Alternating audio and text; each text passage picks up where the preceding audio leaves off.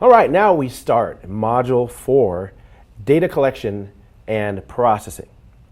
Here in Module 4, we're going to learn about concepts for threat intelligence, data collection, and processing, and how important that really is. And we're going to talk about the feeds and sources, the types of feeds, types of sources, data collection management, and the storing and structuring of data, and a whole lot more.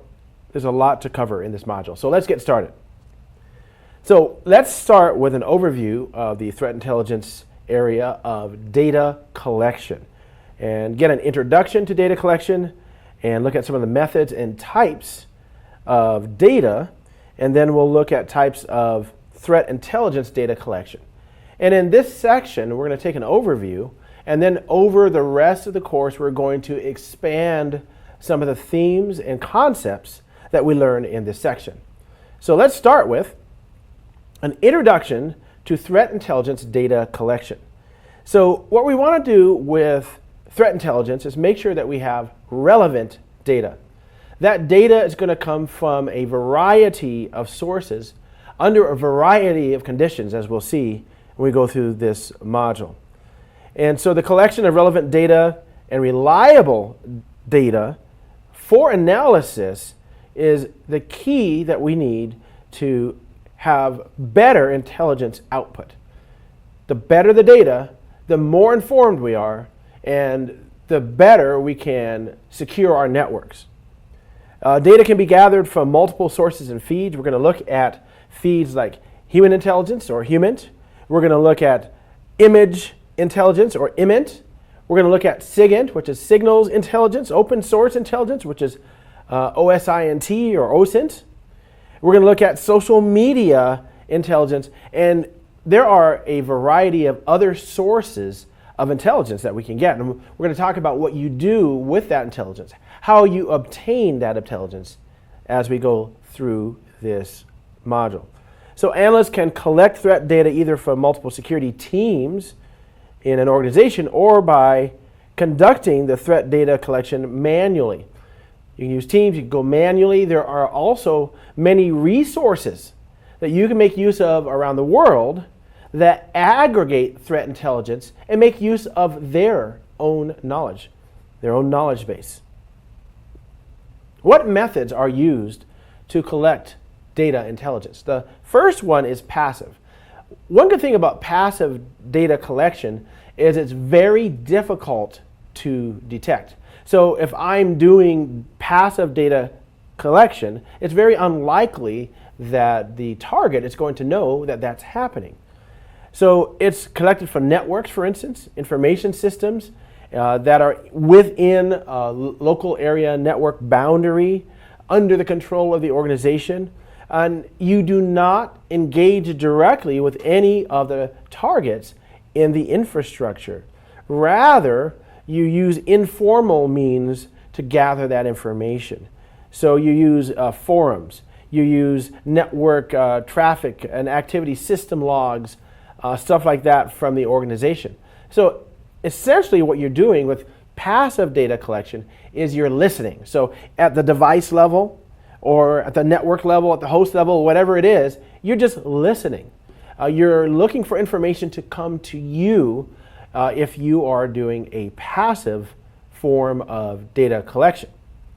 So imagine if somebody is standing in a doorway and you're facing away from them and having a phone conversation and they're just listening, right? They're not asking, hey, who is it you're talking to? That would be more active.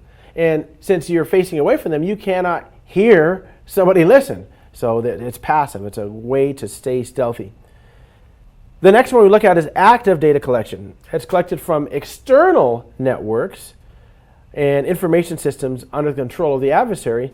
And so with active data collection, we are going to be observing the systems without any legal and privacy breach. We're going to engage that intelligence system or engage that network or that host and get information in an active manner. And so with active intelligence, there's more of an opportunity to be detected because you're actually engaging those systems. We'll talk more about that as we get deeper into the module. Then we look at hybrid data collection, where we collect from shared networks, from commercial external feed sources, information systems, specific networks that are built for the purpose to lure and trap an adversary. And what do we call a network that's built for the purpose of luring and trapping an adversary? What do we call that? Yep, that's right, a honeypot. We'll talk more about that as we get into this module also. So an example of a hybrid data is a honeypot that's built to lure those adversaries. So we get that honeypot, we get it set up, and we make it look attractive enough for the adversary, but not too attractive because it needs to look real. What types of data are we going to be collecting using those 3 data collection methodologies? Well, we're going to be looking at raw data initially. And so that's going to be unprocessed, unaltered, unfiltered data with basic information. So for instance, I might do some type of sniffer, use a sniffer wirelessly or wired on the network and collect megabytes, gigabytes of data. It really needs to be filtered before it can be useful because it's so much data. Or if I go through and get syslogs from routers and switches and from servers and maybe get logs from Microsoft servers and so on, that's a lot of information. Web logs and logs from other types of apps. It's just quite a lot of data. And so it's going to require a lot of time to process that data and extract the usable information. So for instance, I might collect a few hundred megabytes of raw data from sniffing network traffic. And of those few hundred megabytes of raw data, there could be just a few or even a couple of kilobytes of communications that I really want to look at. So I'll need to write a filter to get exactly what I'm looking for. So that moves us from raw data to exploited data. That's data that has been filtered and sorted by some analyst. So like that sniffing data I was talking about before, where we have lots and lots of data, we've written a very nice filter, and now that we've written the filter, the data has been exploited. I now can see what I'm looking for inside the data. So it's filtered out of a larger collection of data, but it also has a lot of details, and these details are going to be related to technical aspects of that adversary. So what we want to do is once we finish filtering is we want to apply those results so they can be used in some type of method within our organization. And that leads us to production data, and that's the end level form of data that's filtered, analyzed, and it's in a form that's usable by the organization. And then this can be distributed and used for customer awareness. It's useful for decisions and responses in the organization. And so let's go back to the example of the sniffing data that I have. And now I have an exchange between 2 devices with specific IP addresses, specific MAC addresses, using specific protocols and ports. And I can use that actionably to run a trap, to block that transaction, to look for it in the future, to look for that transaction or the telltales of that transaction in other data sets. So I might have megabytes or even gigabytes of logs that now I can search for that specific MAC address or IP address, or perhaps there's a string of a useful ASCII in the payload that I can look for in log files. So having production data really helps me to move forward, but it takes a lot of work to strip out the exploited data from the raw data. So we have types of data. Now we look at types of threat intelligence data collection. So we start with strategic threat intelligence data collection. Do you remember what we were talking about in the term strategic, right? We're looking far over the horizon. And so strategic threat intelligence data is used to perform strategic analysis, which we were talking about earlier in the class, and is consumed by high-level strategists, senior leaders within the organization. And why are they using this data? In order to understand and predict the threats of the organization. And so this data has to be pretty highly distilled to be used for strategic purposes.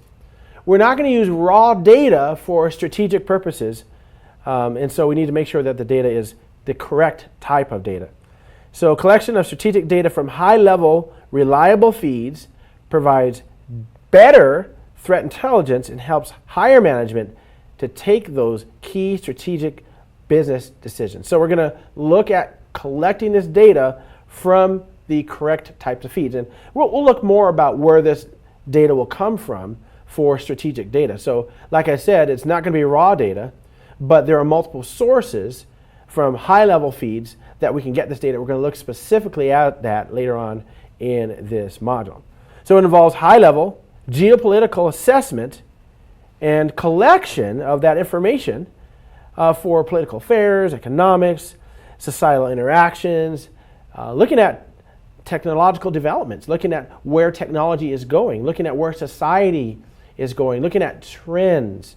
So for instance, geopolitically, there may be a new economics wave that's happening, or maybe there are currency issues, or maybe there is a wave of nationalism or collectivism, or what is it that is causing the high-level shift that somebody at a senior level would want to see. And that's also going to drive threats, too, from many corridors.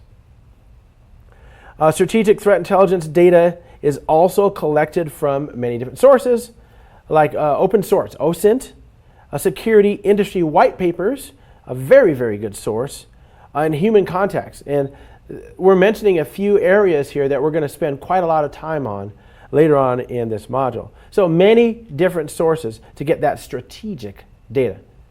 What about operational threat intelligence data collection? Where do we get that stuff? Well, what is it all about? Well, when we talk about operational, we want something that can be actionable immediately. This is for the people who work directly with that type of production. So including IT workers, system and network administrators, cybersecurity professionals, etc. So operational threat intelligence data involves the collection of actionable information about specific incoming attacks or events. So we're no longer looking off into the distance or generalizing. We're saying, well, look, there is a threat actor right now that's conducting a campaign for these types of businesses in the world, and we've just seen communication coming from those people right now. Let's discuss how we work with that. So it's going to be information about activity-related tasks. These are people who are actually doing the work.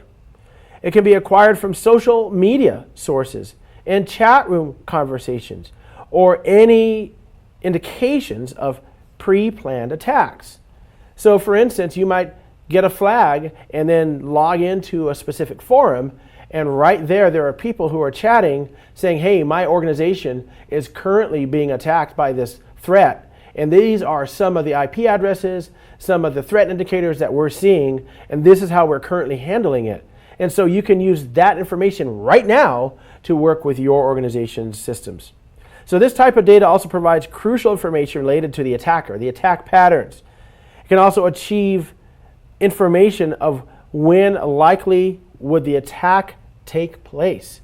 So if you've ever had a chance to watch an IDS, IPS, or a firewall and watch how they automatically monitor and guard against threats over time, if you look at it real time, you can see as the globe turns that threat activity peaks during peak hours of activity in the specific countries and locations where these threat actors live. And then after that peak level of activity in that country goes down, it's getting later or earlier depending on that particular threat actor, then the activity from that part of the world goes down, and then you start to see activity from another part of the world pick up.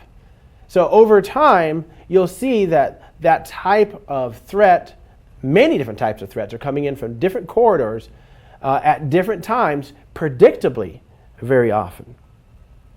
But anyway, what we want with operational threat intelligence is something we can act on. So organizations that are planning to perform monitoring operations to acquire operational threat intelligence data should follow legitimate legal advice and approach. So, like I was saying earlier, as we put together the framework for the types of teams that we are building, we need to always consult legally and make sure that we are on a good legal ground.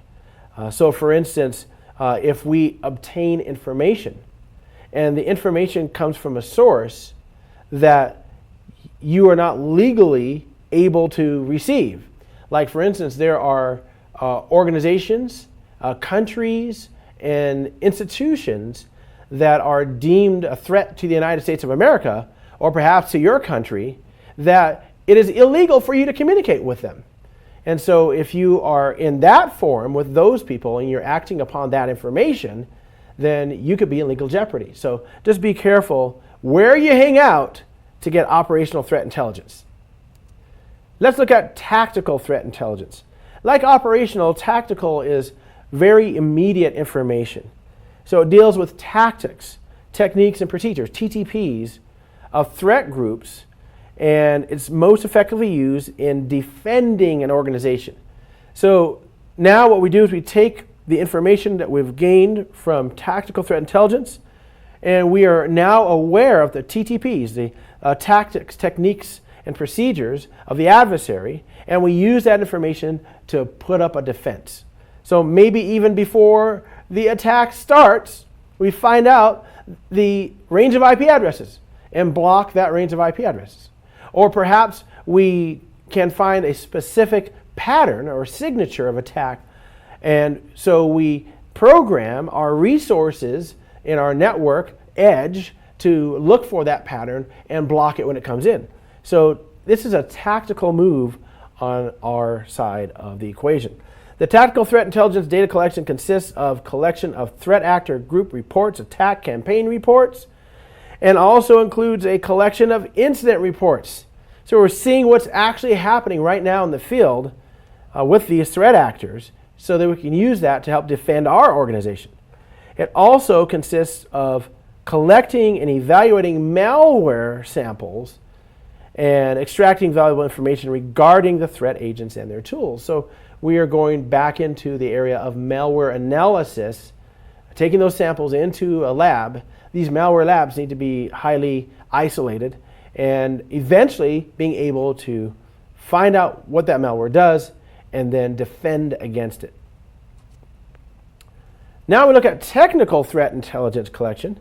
And technical threat intelligence deals with the technicalities of an attacker's assets and infrastructure.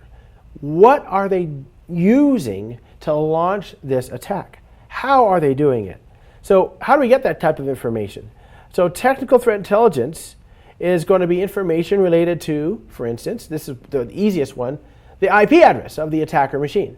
So let's say that you know the IP address. We talked about that earlier. You can block that IP address. However, if you know the operating system and details about the subnet and the domain, names and any C2 headers, other header information for phishing emails, if you know that information, perhaps you can take proactive measures against that adversary to make sure your organization will be safe.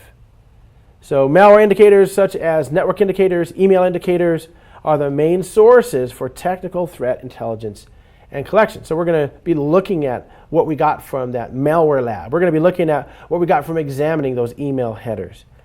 And so one thing to keep in mind is this stuff is going to change.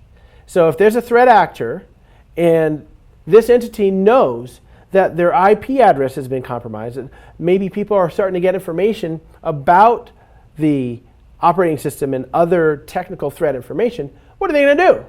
Well, change it all.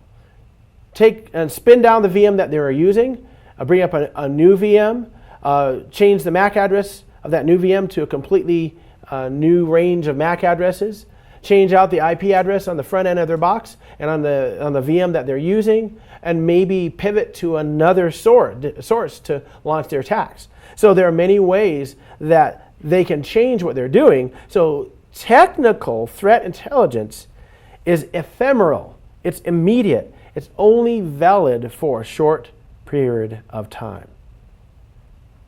All right, that brings us to an overview of threat intelligence collection management. Let's look at threat intelligence collection management. What are we going to do in this section?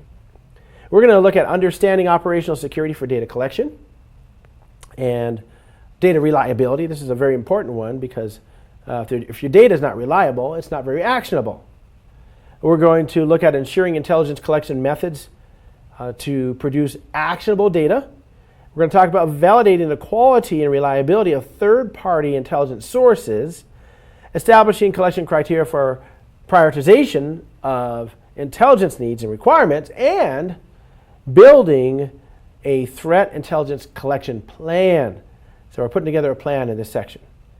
All right, let's start by looking at understanding operational security for data collection. One of the most important areas that we need to have in mind when we're collecting data is OPSEC. And perhaps you've heard the term OPSEC. If you are in the military, you've definitely heard OPSEC. If you watch movies, action thrillers, you've probably heard the term OPSEC. It just means operational security. And this is part of the risk management process where analysts will analyze the complete operations from an adversary's point of view to provide security measures. And what we want to do with that, it's part of the risk management process, the great deal is to avoid having sensitive organizational data exposed. We want to keep that information under wraps. So we want to ensure operational security for data collection. Some of the information that we'll be collecting is going to be highly sensitive. And we need to make sure we understand how to securely collect the data and simultaneously maintain OPSEC, right? Which is going to be your anonymity during the collection process, depending on your organization's security policy. You may be involved in a team that is there to covertly monitor not only another organization that is currently being attacked, but the attacking party. And why would you want anonymity at this time? Well, because you don't want to expose the fact that your organization is monitoring the situation, and that if that were to be exposed, perhaps you would be the next target of that attack. That's just one small area where OPSEC can be important. So we get into very interesting areas where we really need to maintain that anonymity, OPSEC.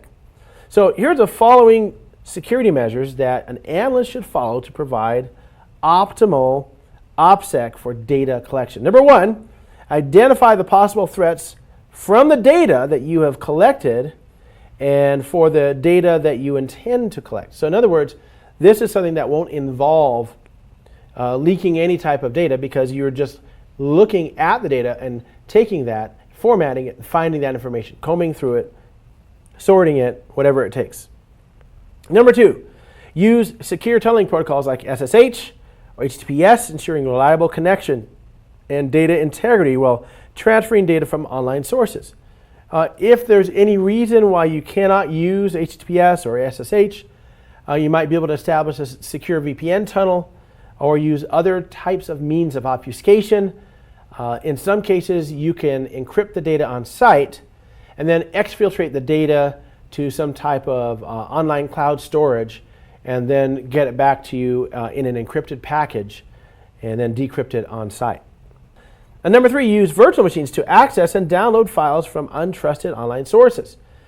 You should have a series of virtual machines, a virtual network that you can use to do everything from malware analysis to analyzing specific types of threats, to obfuscating activities. There's a lot that can happen with this type of sandbox.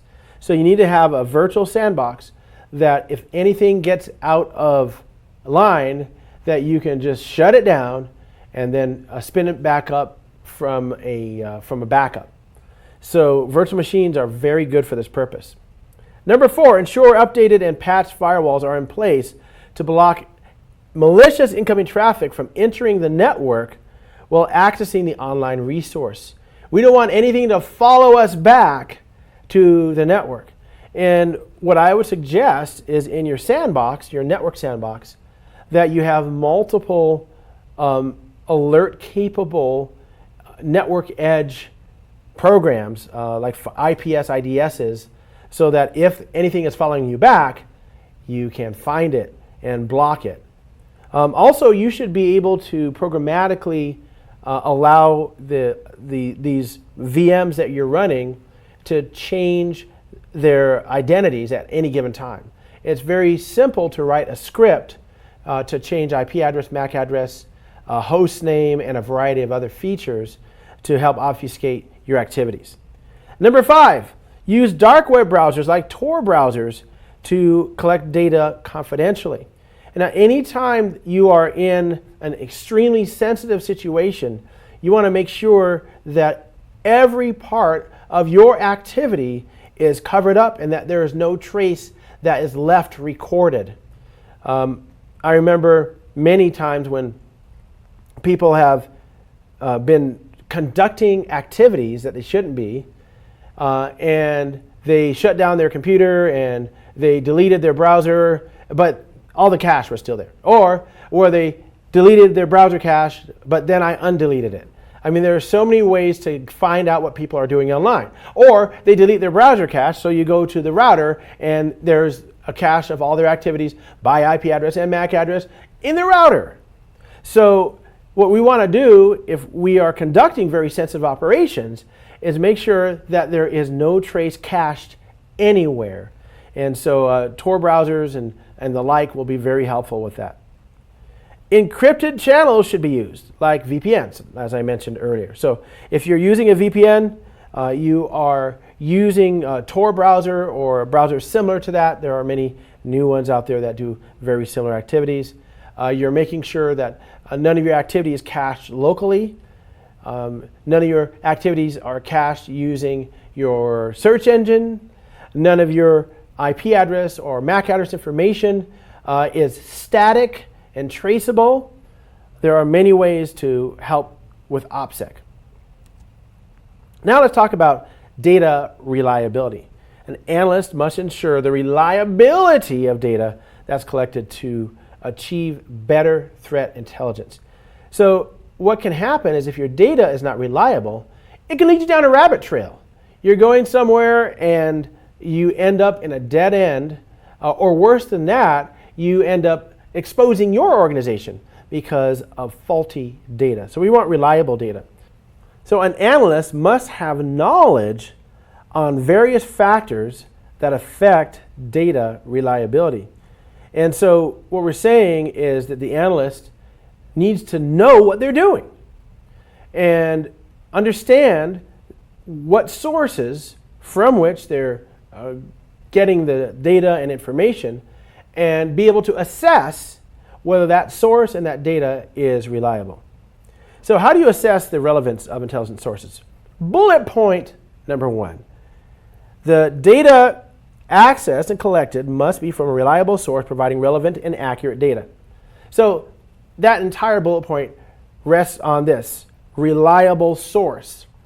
And in some of these instances, we're dealing with entities that are not very well in terms of reputation, right? So they aren't that great of a source. However, it's possible that we can corroborate the data that we found from one source and get it from multiple other sources, thereby making sure it's more reliable. Or we can zoom out from that semi-non-reliable source and look for data collection organizations that are aggregators of that type of data and see if they have validated that source. So bullet point number 2, it must be ensured that this data is not altered during the collection process. So in many cases, the data that we're collecting is from direct observation. And we want to make sure that as we bring that data in, that we are immediately storing it and encrypting it. And if we go back to that same source again, rather than adding to our encrypted store, we create a second encrypted store, perhaps, in case our data is corrupt the second time we go look at the source. So we need to make sure that it's not altered. Factors affecting the credibility of intelligence source. So how do we know that our intelligence source is credible? Bullet point number 1, lack of authenticity of the data access. So we're just not sure. In fact, it may be impossible to have authentic data, to have an authentic transaction, and if that's the case, then we're in trouble. Bullet point number 2, inaccuracy of the data provided. The data may indicate numbers that just don't make sense. The data may indicate locations or other data points that just don't make sense. They are inaccurate. Therefore, that affects the credibility of the data source. Bullet point number 3, availability of incomplete or insufficient data. So it may be that every time you look at this specific data source, you don't get complete data. You always get insufficient data. And so perhaps this is not a reliable source. You may need to seek another source for the data. Now let's look at data collection methods affecting the availability of data. So there are different methods that we can use to bring a certain amount of data as per the access level. So at the access level, for example, passive methods only collect internal and open shared data. Active methods access authorized level data only, and again, hybrid. We already went over that, so I'm not going to spend too much time on active versus passive versus hybrid. But we use different collection methods in order to make sure that the reliability of the data is unquestionable. Now let's talk about ensuring intelligence collection methods to produce actionable data. So we want to make sure that we have our collection methods that they're going to give us exactly what we want, actionable data. And so the first thing we look at is the utilization of low cost or free sources. This is something that really attracts a lot of people because it doesn't cost any money. But when doing that, you may have extra risk to the organization because of the quality of the data and the decision-making processes in these organizations or these sources. So that's one area that you may want to avoid, or you may want to make sure is well vetted. Analysts need to concentrate on selecting intelligence sources that contain data that's relevant, accurate, timely, and has maximum coverage. And we're going to talk about some of the locations from which we can get precisely this type of data. And analysts also need to answer the following questions to ensure that their intelligence data is relevant and can produce actionable threat intelligence. So what are these questions? Let's look at them one at a time. First of all, does the intelligence belong to the same geographical location as the organization?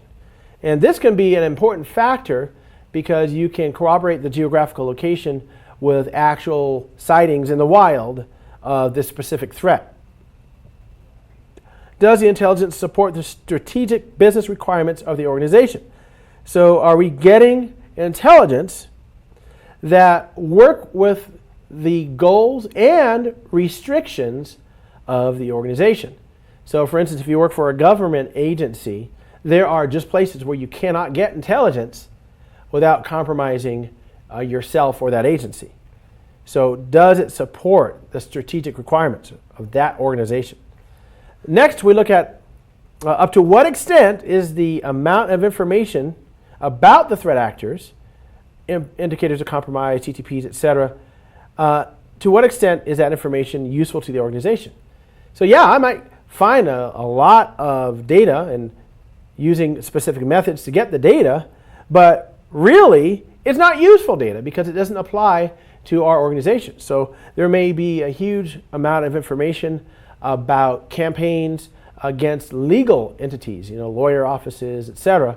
And I'm not a legal entity. Perhaps I'm IT consulting shop. And so it's really not relevant data for me. And so I wouldn't necessarily need to use it. It's not actionable, is it? What are the broader effects of intelligence on the organization? So that intelligence that we are able to obtain, what are the implications of it? How will it affect us in the future? How is it actionable now?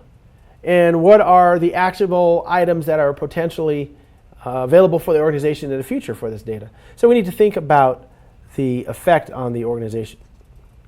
We need to validate the quality and reliability of third-party intelligence sources.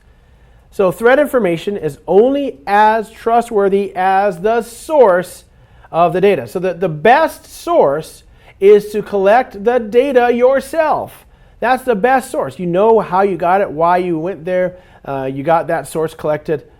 But however, there are times, many times in fact, where you're going to have to rely on a third-party organization, and you're going to need to evaluate the credibility of that third-party threat intelligence source. So here are some questions that should be considered when evaluating third-party intelligence sources. Let's look at question number 1, whether the source refers to itself in order to verify the conclusions independently. So in other words, it's focusing on itself. In other words, we found this information, therefore it's good, rather than verifying it against other entities. Number 2, who are the authors of the threat information? And what rights do they have? So who wrote this? Where did they get the information?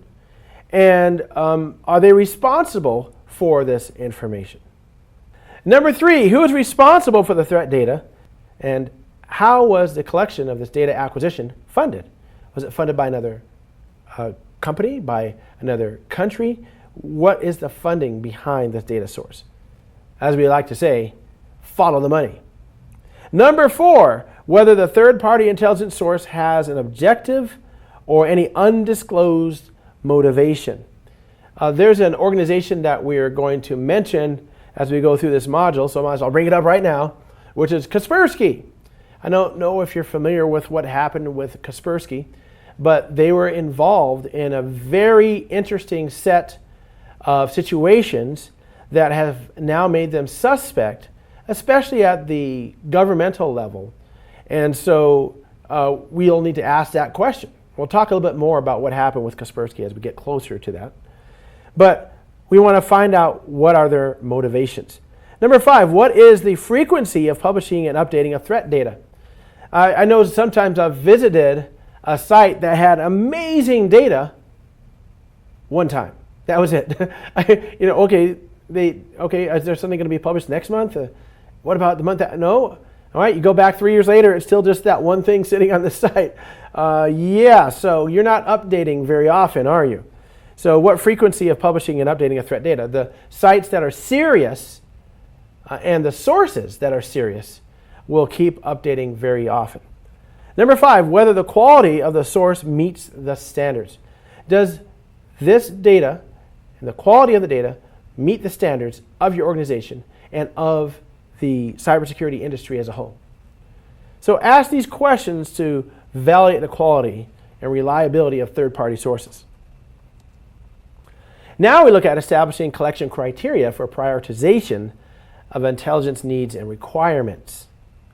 And what we see is it helps a security analyst like you or me to develop a new protection mechanism.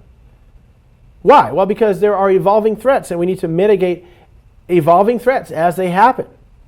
So that collection criteria and prioritization is feeding directly into our ability to respond to new threats.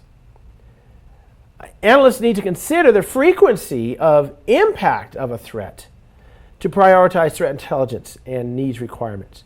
So how often does this threat have impact?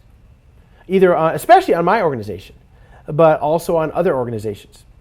There are a variety of threats that are out there that have had little impact in any organization. And in that case, we're going to put them as a lower priority, perhaps. The estimated frequency, how frequently is this threat relevant to the organization? There are threats that just don't happen very often. And it's possible that your organization already has a defense strategy against that threat, so we would prioritize it as a lower priority. Estimated trend. Is the threat likely to be increasing or decreasing in frequency? So perhaps it's a newer threat and it has only impacted your organization marginally, but as you're watching the rest of the industry, it's looking like, hey, this is actually growing. We need to be careful here. So we might prioritize that as a higher priority threat. Impact. Functional impact. What is the potential impact of the threat on the ability of the organization to accomplish critical services? So if we have a threat that will directly remove the capability of the organization to function, then we definitely want to make sure that that's a high priority threat. So for instance, let's say that there is a type of malware that will infect firmware of RAID controllers, the specific model and firmware of your RAID controllers on your multiple racks full of servers. That would be bad, right? So if you had a virulent firmware virus that took down your RAID controllers, then your company is essentially out of business, or a worm of some sort that might do something like that. So what is the functional impact? Informational impact. Does the threat increase the risk of sensitive information being disclosed in your organization? So is it perhaps some type of threat that deals with data stores like SQL Server or something like that? Recoverability effort. This is for your business continuity and disaster recovery. How much effort does the organization require to recover from the potential damage caused by the threat? I've worked with organizations before that had everything working well. They had complete backups of everything in their storage area network, their SAN. But the SAN crashed. Okay, so what are you going to do now? So you have to have multiple levels of backup and make sure that your business continuity plan, your disaster recovery plan is ready to restore everything.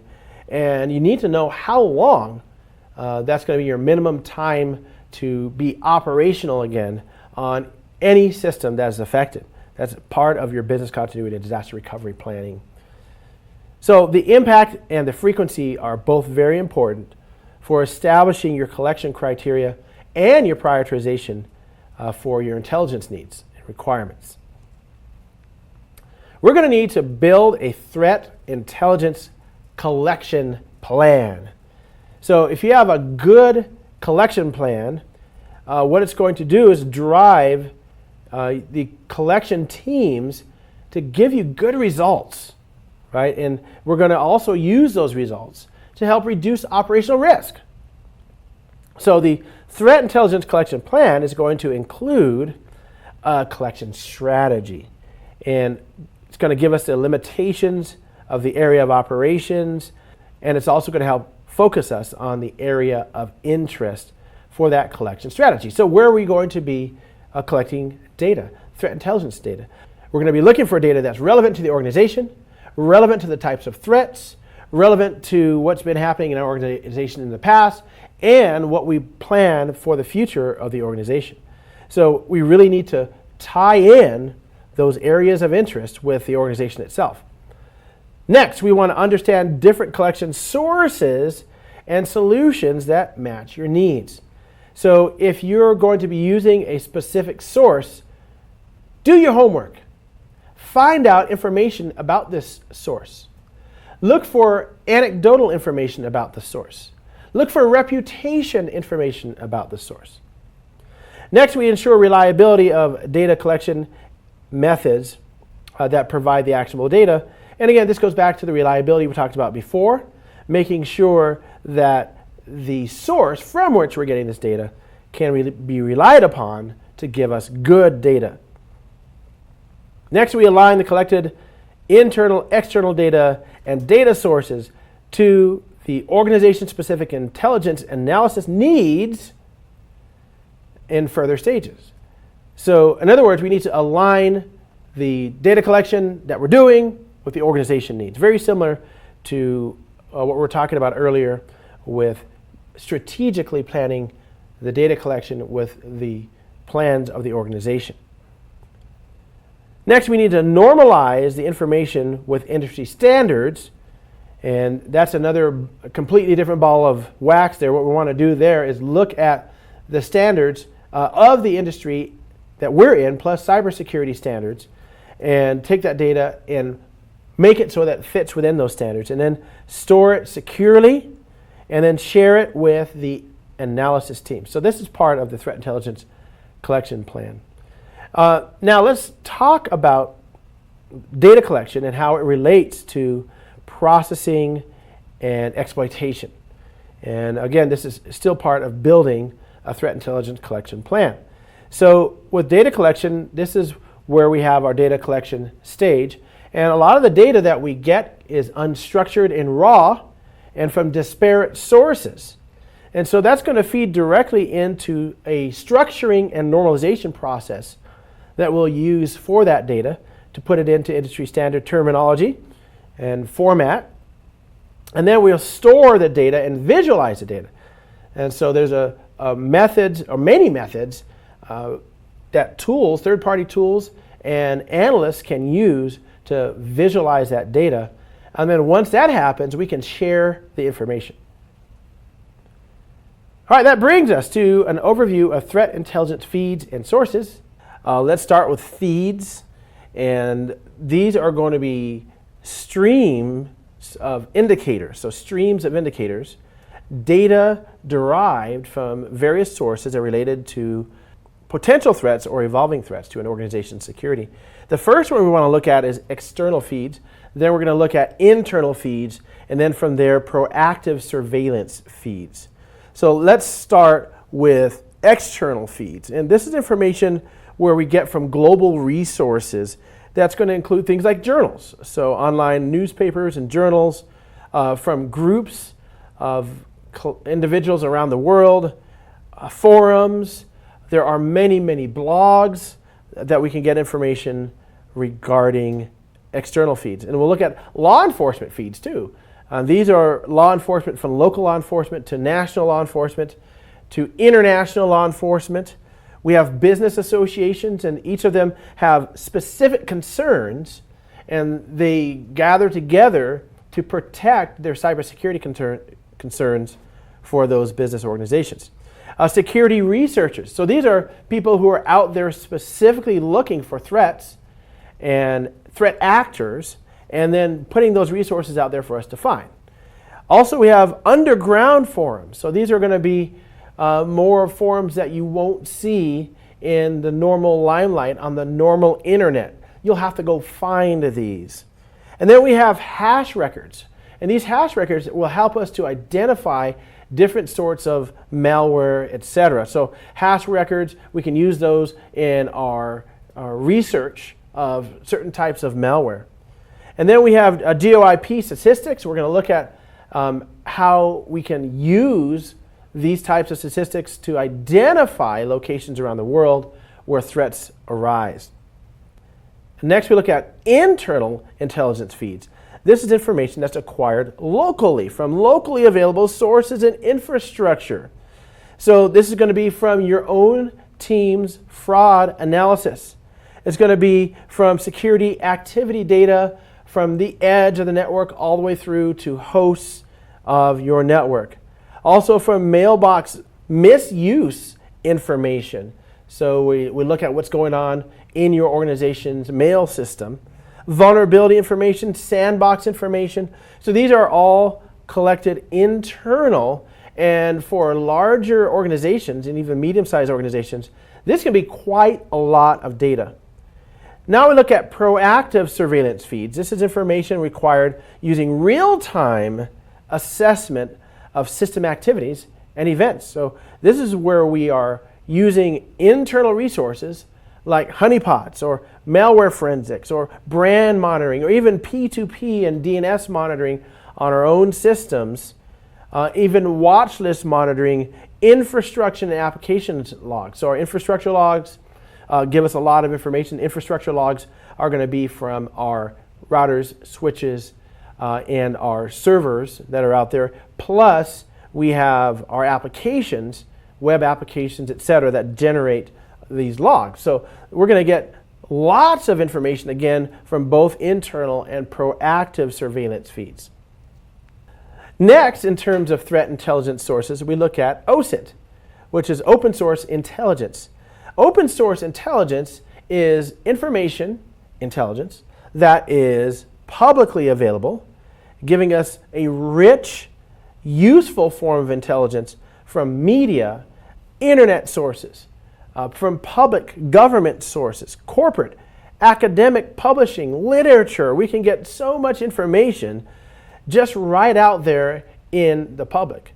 And these days, with the advent of the internet and the penetration level of search engines, we can pull information about almost anyone from publicly available open source sources. Also, we have human intelligence, or HUMINT, and this is from interpersonal contacts. So on the theater of international law and international intrigue, we have foreign defense personnel and advisors. We have accredited diplomats. So for instance, you may have a diplomat that is on site in a foreign location and is able to get information from sources in that foreign location and exfiltrate that information to the United States, and in my case, if you're from another country, into your country. Also, we have NGOs, non-government organizations, and POWs. And POWs will actually come back with information about not only the conditions of where they were being held, but the situation that actually provides information into how that organization is run, how that army is run, how that government is run. Refugees, and we see refugees fleeing crises around the globe, and they come back with HUMINT, stories of what happened, of which groups were persecuting them, or what was going on in the organization.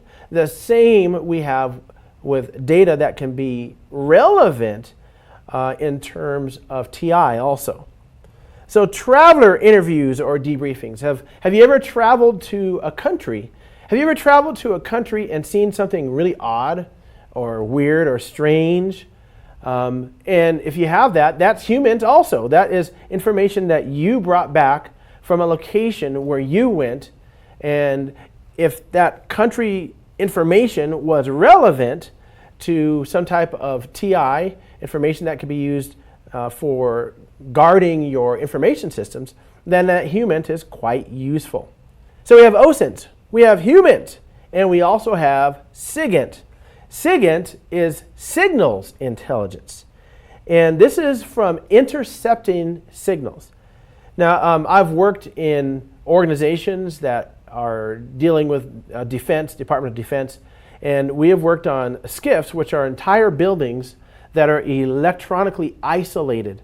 The only types of signals information, depending on the level of classification, the only type of signal information that can leave the building is through fiber optics. In some classifications, no signals information at all, even fiber optics, can leave the building. So all of the ventilation, all of the computer systems, and some of these are extremely large computer systems, all of the networks, everything is completely contained so that no signals information goes in or out of that location. And here's the reason why. Because if I were to type on my keyboard, or if I take a cable that's an Ethernet cable going from my laptop or desktop to a switch, the switch itself, the router, every piece of electronic information creates an EM field, electromagnetic field. And that electromagnetic field creates variations. Do you know that if you hit the letter O or the letter L on a keyboard and you have sensitive enough equipment from a remote location, it may not be too far away, but a remote location, you can actually discern what letter it was that was typed. You can hear electronically information going down a Cat5e or Cat6 cable. So it's not just radio, not just information that you hear from communications from normal sources like Wi-Fi, but even wired resources provide signals intelligence to those who have the ability and requirement to listen to it. One of the types of signals intelligence would be comment. This is communications intelligence, and that is obtained from the interception of communication signals. So this can be from regular Wi-Fi, this can be from various sources of communication, but we also have ELINT. ELINT is from radar, LiDAR, etc., and this is going to give you location information, information about any change in location. You can take any of the ELINT information you get and run a Doppler analysis on it to see if the source is moving or stationary.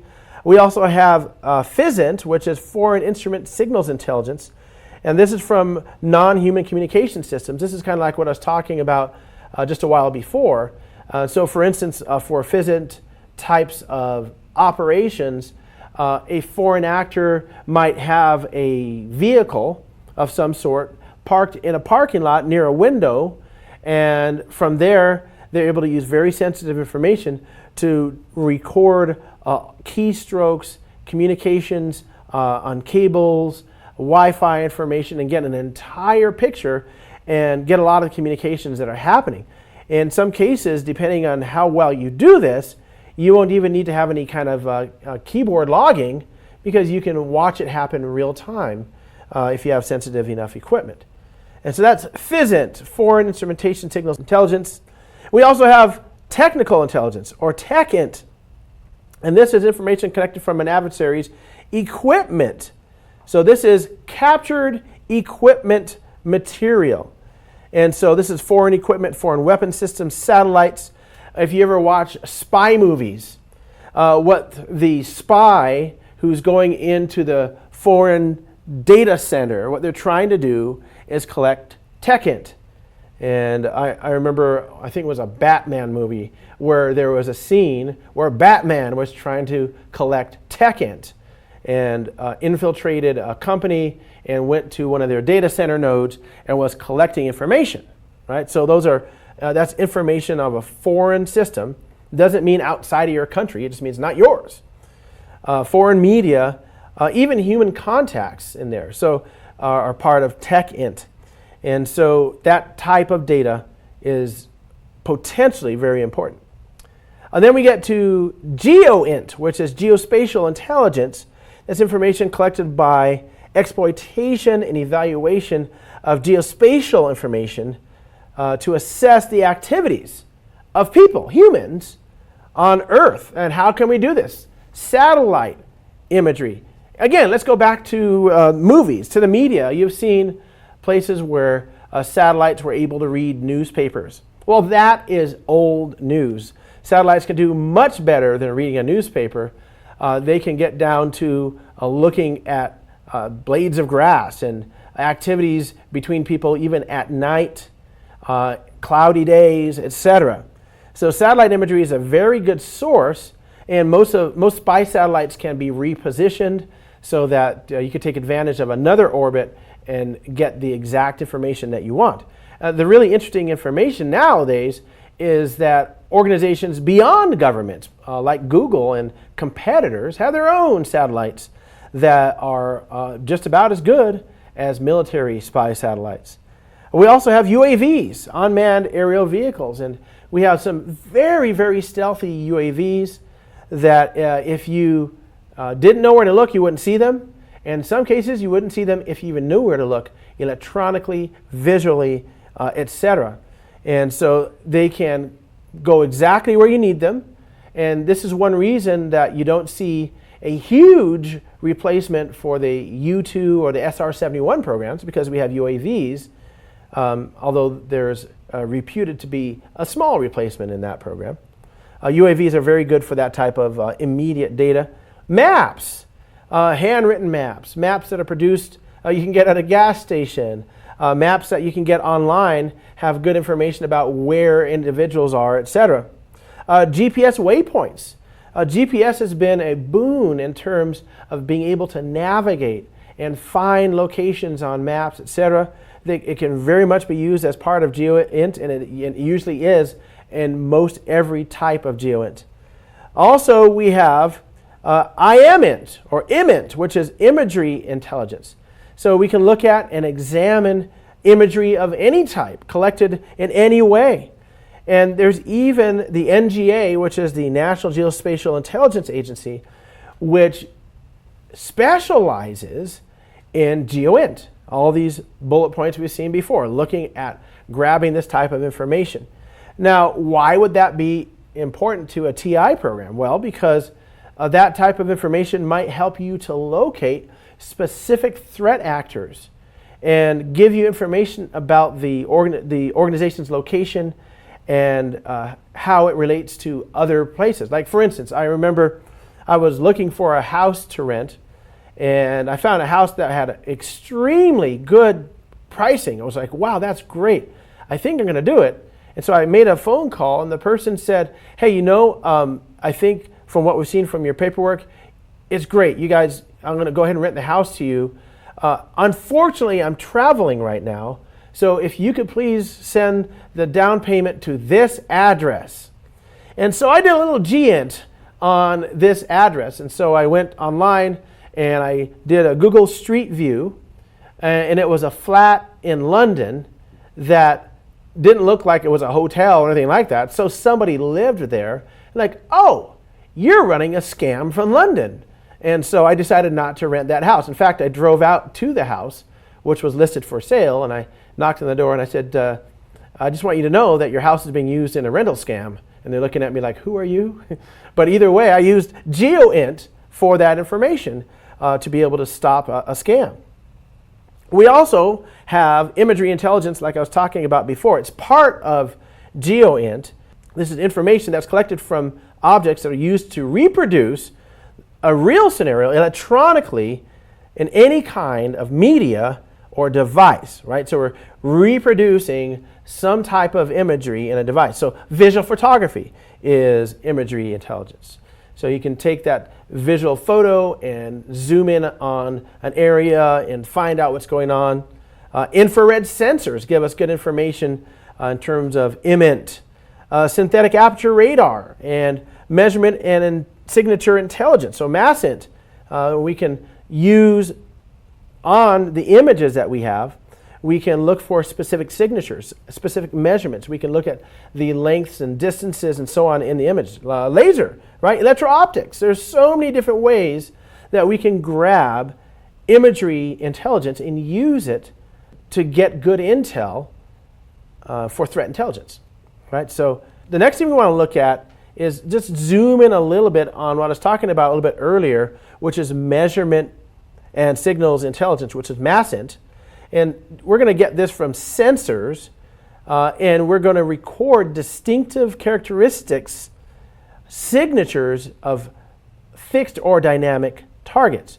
So like I was saying before, we can use this sensor information to get distances, to get information about the location of an object. Electro-optically, we can do that using radar, laser measurements, acoustic sensors like sonars. And this is another area too where we don't really focus, but that's another source of information. If there was an organization that was trying to get intelligence about projects of another organization, one thing that they could do is they could aim an acoustic antenna at the window of an office meeting center. So people are in there having a meeting. They close the blinds so they could do a slideshow or something like that. And with the correct type of optics, with the correct type of acoustics, you can listen to everything that is said in that meeting. So acoustical sensors are actually pretty amazing. And even sonar, underwater listening, again, laser, infrared, spectroscopic sensors where we can analyze the spectroscope of EM emanations to find out exactly what we're looking at. That's on an entire area there. You'll see that a lot used in, for instance, looking at stars, etc.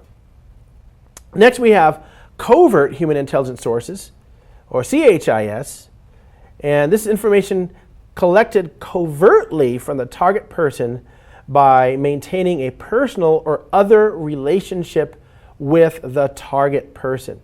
And this is an area that we need to be aware of. I remember, and many times over the years, being given this in briefings to make sure that we are aware that there are covert people out trying to get information, especially if you work in an area in a government where you have classified information that that organization works with, or you work with a civilian agency that is a high value target. It's possible that an adversary may send a covert human intelligence source to you. What do you look out for? Well, there are many different ways to look out for it, but what happens is that person, like you see in the slide, will form a personal relationship with the target, and from then attempt to extract information from that target. So for instance, you meet somebody at an establishment like a bar, and they strike up a conversation, and they say, what do you work in? And then you tell them, hey, I work in IT. And oh, really, I'm an IT person too. Of course, they knew you worked in IT before they targeted you, and so that conversation can be striked up and get all buddy-buddy and see if they can get you to leak information. And usually that's going to happen over a period of time, not in that first meeting. CHIS is generally referred to as a person or an agent under the regulation of Investigatory Powers Act of 2000, RIPA, UK. And so there's an act that actually covers this, and the CHIS sources are the target persons from whom the information will be extracted. So there are targets, and this might be covered under RIPA, but this does not stop organizations from covertly trying to extract information in this manner for people that are high value targets. Financial intelligence, or FIINT. And this is information collected about the adversary's financial affairs and transactions. And this could be something involving tax evasion, money laundering. When that's happening, we might even send in a covert human agent to extract that information. But there are other sources, many other sources for financial intelligence, which would be financial intelligence units, banks, SWIFT, for SWIFT transactions, IVTS, information value transfer systems, and other ways. And depending on the government agency, they can make specific requests to get this information. There are also FISA requests and others that can be used to extract financial intelligence. Other threat intelligence sources, or SOC Mint, I guess you can call it. So social media intelligence is information collected from social networking sites, from Facebook, Twitter, WhatsApp, Instagram, Telegram, LinkedIn, etc. And there's a lot of information that can be collected from these sources. You're on Facebook and you have a friend that has posted something that is really pretty interesting. It's a little bit about that person, things that you may have never known. And there's a list. City you were born in, Detroit, Michigan. First school that you ever attended, Detroit Elementary. Favorite first animal, my dog named Fido. First street you lived on. What is your favorite movie, and all that kind of. And you read about this person, you're like, oh wow, that really helps. Me to know more about that person. And then it says, copy this and to your profile and share it with everybody else. Every time I see something like that, I'm like, wow, that is good intel for somebody who wants to take all that person's private information. Why is that? Well, because it gives you all the information that you might need to be able to answer their email questions. If your email account gets locked and you don't remember your password, it asks you, what's your mother's maiden name? So you just go to Facebook and look it up. What was the name of your first dog? You go to Facebook and look it up. Many people's email have been cracked this way, and it's very, very easy to do. But that's not the only source of information that you can get from social media. There is a plethora of information because most people consider social media, it's really weird because it seems like it's a private thing for them to post all this information, but really it's going out to the public.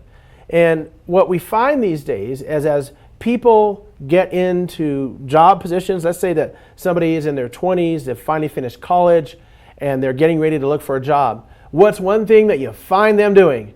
That's right, getting rid of all the social media that's built up over 2 decades. From the initial photos that mom posted of, baby John Smith, and so all that was in social media. And then baby John Smith is finally 12 years old and gets his first account, and then he's posting stuff, and it just goes on and on. So it's very important to manage your social media footprint. Very important, because that data is so easy to extract. And I can go on and on about social media intelligence. We'll hit cyber counterintelligence now, or CCI. And this is information collected from proactively established security infrastructure or by employing various threat manipulation techniques to lure and trap threats. So we're trying to take the threat that's out there, trap them somewhere so that we can get counterintelligence on that threat. One that we've talked about before is honeypots. So honeypot is a set of devices or program that you run on a system to attract attackers. And while they're in the honeypot, what do? You collect cyber counterintelligence. You get information about the IP addresses. You can begin to backchain through their proxies. You get information about the protocols and techniques that they're using. You get information about the signature, and you look at the software that they attempt to upload to host and so on, and you collect information about that attacker. So honeypots are great for CCI, cyber counterintelligence. Also, passive DNS monitors. Look and see what's going on with DNS. Has your attacker been spoofing DNS? Well, you can trace all of that activity and hopefully use that to catch the attacker, to be able to get a fingerprint of that attacker and how they look when they are attacking people online. Online web trackers. You can see what's going on the internet with the would-be attacker. Sock puppets, which are fake profiling on online forums. Right? So you show up on an online forum, and of course you're not going to use your name, or the investigator is not going to use their name. They're going to use a name of something that sounds like it is somebody with whom the attacker would communicate to try to pull information from that location. Publishing false reports. So for instance, let's say that the attacker attacked the honeypot, and as far as you can tell, never knew that they never got the actual information. So maybe your company can float out some disinformation about an attack that took down some of their resources or whatever, maybe encouraging that attacker to sell or market flagged or tagged fake information so that they could further track what's going on. So those are false reports. There's so much you can do with CCI, cyber counterintelligence. Next, we look at, in terms of threats, indicators of compromise, or IOCs. And so this is information connected from network security threats and breaches, and also from alerts that are generated on the security infrastructure, which will likely indicate an intrusion. If we've seen this before, we're saying, hey, I'm looking for evidence or indications that there is an intrusion on the system. And where are these sources going to come from? Commercial and industrial sources, free IOC specific sources, online security related sources, social media, news feeds, and IOC buckets. And we've looked at some of these already, so I'm not going to belabor the point. But again, we're looking for indicators of compromise. This is another threat intelligence source. Also, we look at industry associations and vertical communities, and these are this is information collected from various threat intelligence sharing communities, where they share information with each other and among each other. For instance, like FSI ISAC. Let's look at Financial Services Information Sharing and Analytics Center and look at some of these other sources. Let's bounce over to a browser. All right, so this is the Financial Services Information Sharing and Analysis Center site. And here you can see that there are many different articles and events. For instance, exercises, upcoming events, summits, and training. Let's just look at the training they offer here. So training courses developed alongside industry and educational experts. So apparently there aren't any upcoming ones on the calendar yet. You can go to news and look at, let's see, do we have anything dealing with specific threats? Yeah, look at that. Understanding ATM attacks. There's a white paper on that. Understanding, this is a CSA and partner notes. This is enhanced cybersecurity in Singapore. Either way, you see there's a lot.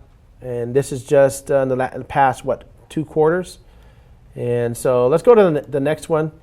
This is the open source threat intelligence platform and open standards for threat information sharing, MISP. So this is threat sharing. And so let's scroll down here and have a look here. And we see that we have news. I like always going to news to see if they're keeping up with the latest stuff. And here we go. We have the platform has been released recently. We see information on a new version. Again, this is just version updates for the platform. Documentation. So plenty of information from this threat sharing organization. Also, we go to MindMeld threat intelligence sharing. They orchestrate threat intelligence and enforce new prevention-based controls. Look, they have products. Let's see look at all these different products. Firewalls, threat detection and prevention, endpoint protection, cybersecurity, etc.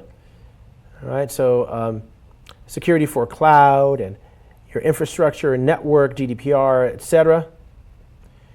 Let's look at another one, dark reading. This is of the 4 that I've looked at. This is one of my favorites here because it gives you just some very relevant intel of what's going on. And let's look at this one here. 7 real-life dangers that threaten cybersecurity. So this is an article that just came out, right? And then they have really relevant stuff. For instance, beware the malware-laden Brexit news. And Brexit is a big thing right now, and so people are taking advantage of it to load up malware, video. There's a tech library. Let's go to Curbs now. Curbs on security. And this is an interesting article. Half of all phishing sites now have the padlock, meaning that it looks perfectly normal. Here's a nice little picture here. And this is a nice looking PayPal phishing site. And look at that nice green padlock. So it really helps to fool the person into thinking that it's a legitimate resource, even though it doesn't say PayPal here. It doesn't have to in many cases because look, there's a green padlock. And Curbs on Security is reporting it. Right? Then we go to Kaspersky Threat Intelligence. Now, a little bit later in this module, I'll talk about Kaspersky, but they still have very good threat intelligence. You can look at several things. Here's APT intelligence reporting, financial threat intelligence reporting, tailored threat intelligence reporting. We also have US CERT, which is the United States Computer Emergency Readiness Team. Variety of subjects in US CERT. I'm sure you've been there. If not, you should take some time and look at it. We also have the same level of information for the European Union. We also have this cybercrime. This is from the FBI.gov cybercrime unit. So you get cybercrime information from the FBI. We also have stopthinkconnect.org. And they help you to make sure regular people are kept safe from certain types of threats. Next, we have CERIS, the Center for Education and Research for Information Assurance and Security. And again, this is an IAS type of site and a whole lot more. So all of these give us not only industry association and vertical communities, but commercial sources like we saw for Kaspersky. I didn't go into Avast and FortiGuard and SecureWorks and Cisco. These are places where you can go look and see what they have in terms of security. And like we saw, we have government, law enforcement sources also. All right, our next section is understanding threat intelligence, data collection, and acquisition. We're going to look a little bit deeper into OSINT, HUMINT. We're going to look into cyber counterintelligence and some of the indicators of compromise. as well as malware analysis. Let's start with another look at threat intelligence in terms of data collection and acquisition. Now, we start with the data collection stage. We talked about going into structuring and normalization of that data, and there storing and visualizing the data, because we want to be able to share that information with the appropriate individuals. So that takes us into a look at some of the aspects of data collection, and we're going to revisit some of these aspects of data collection in terms of OSINT, HUMINT, etc., with some specifics. How do we collect this data? Let's start with OSINT, looking at gathering information and some of the techniques that we use. We can gather information through search engines, web services, website footprinting, emails, WHOIS lookups, DNS interrogation, and we can also automate OSINT with the use of tools, frameworks, scripts. So there's lots of sources for open source intelligence. And let's look at some of these sources, where they come from. So when we're looking at collecting data, one of the best resources is a search engine.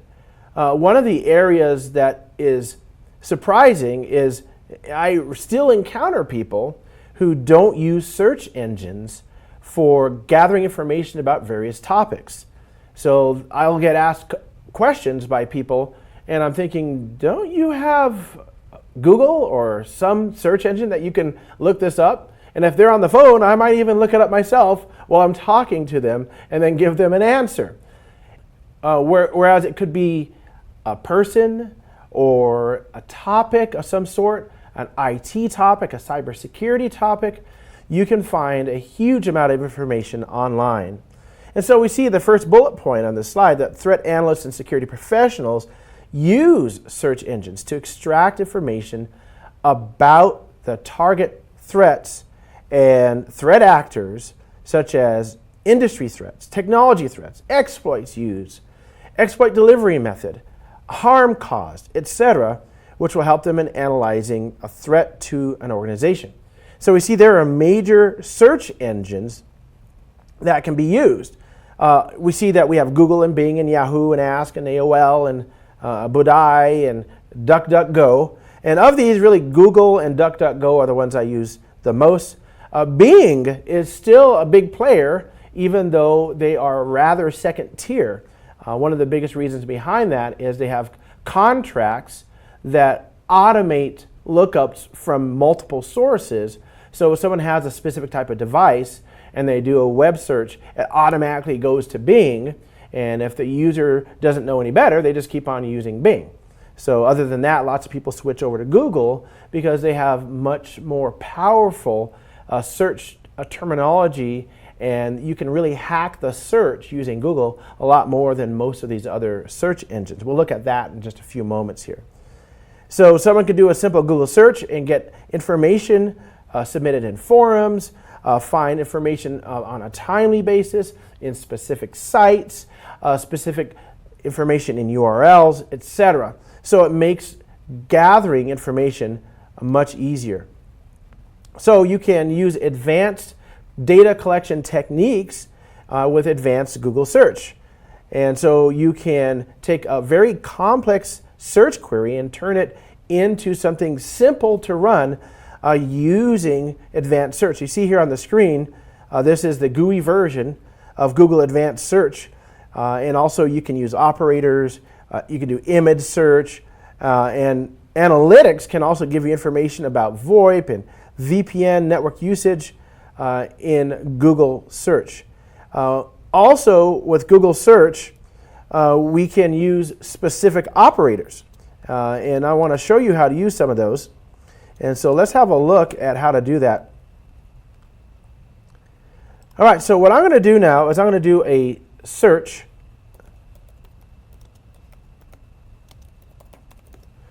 on the Marriott, which I spelled wrong, and there we go. Now we have it right.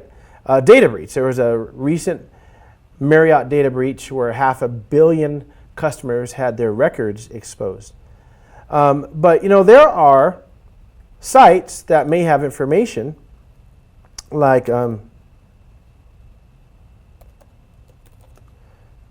if you go to CNET, and here's CNET News.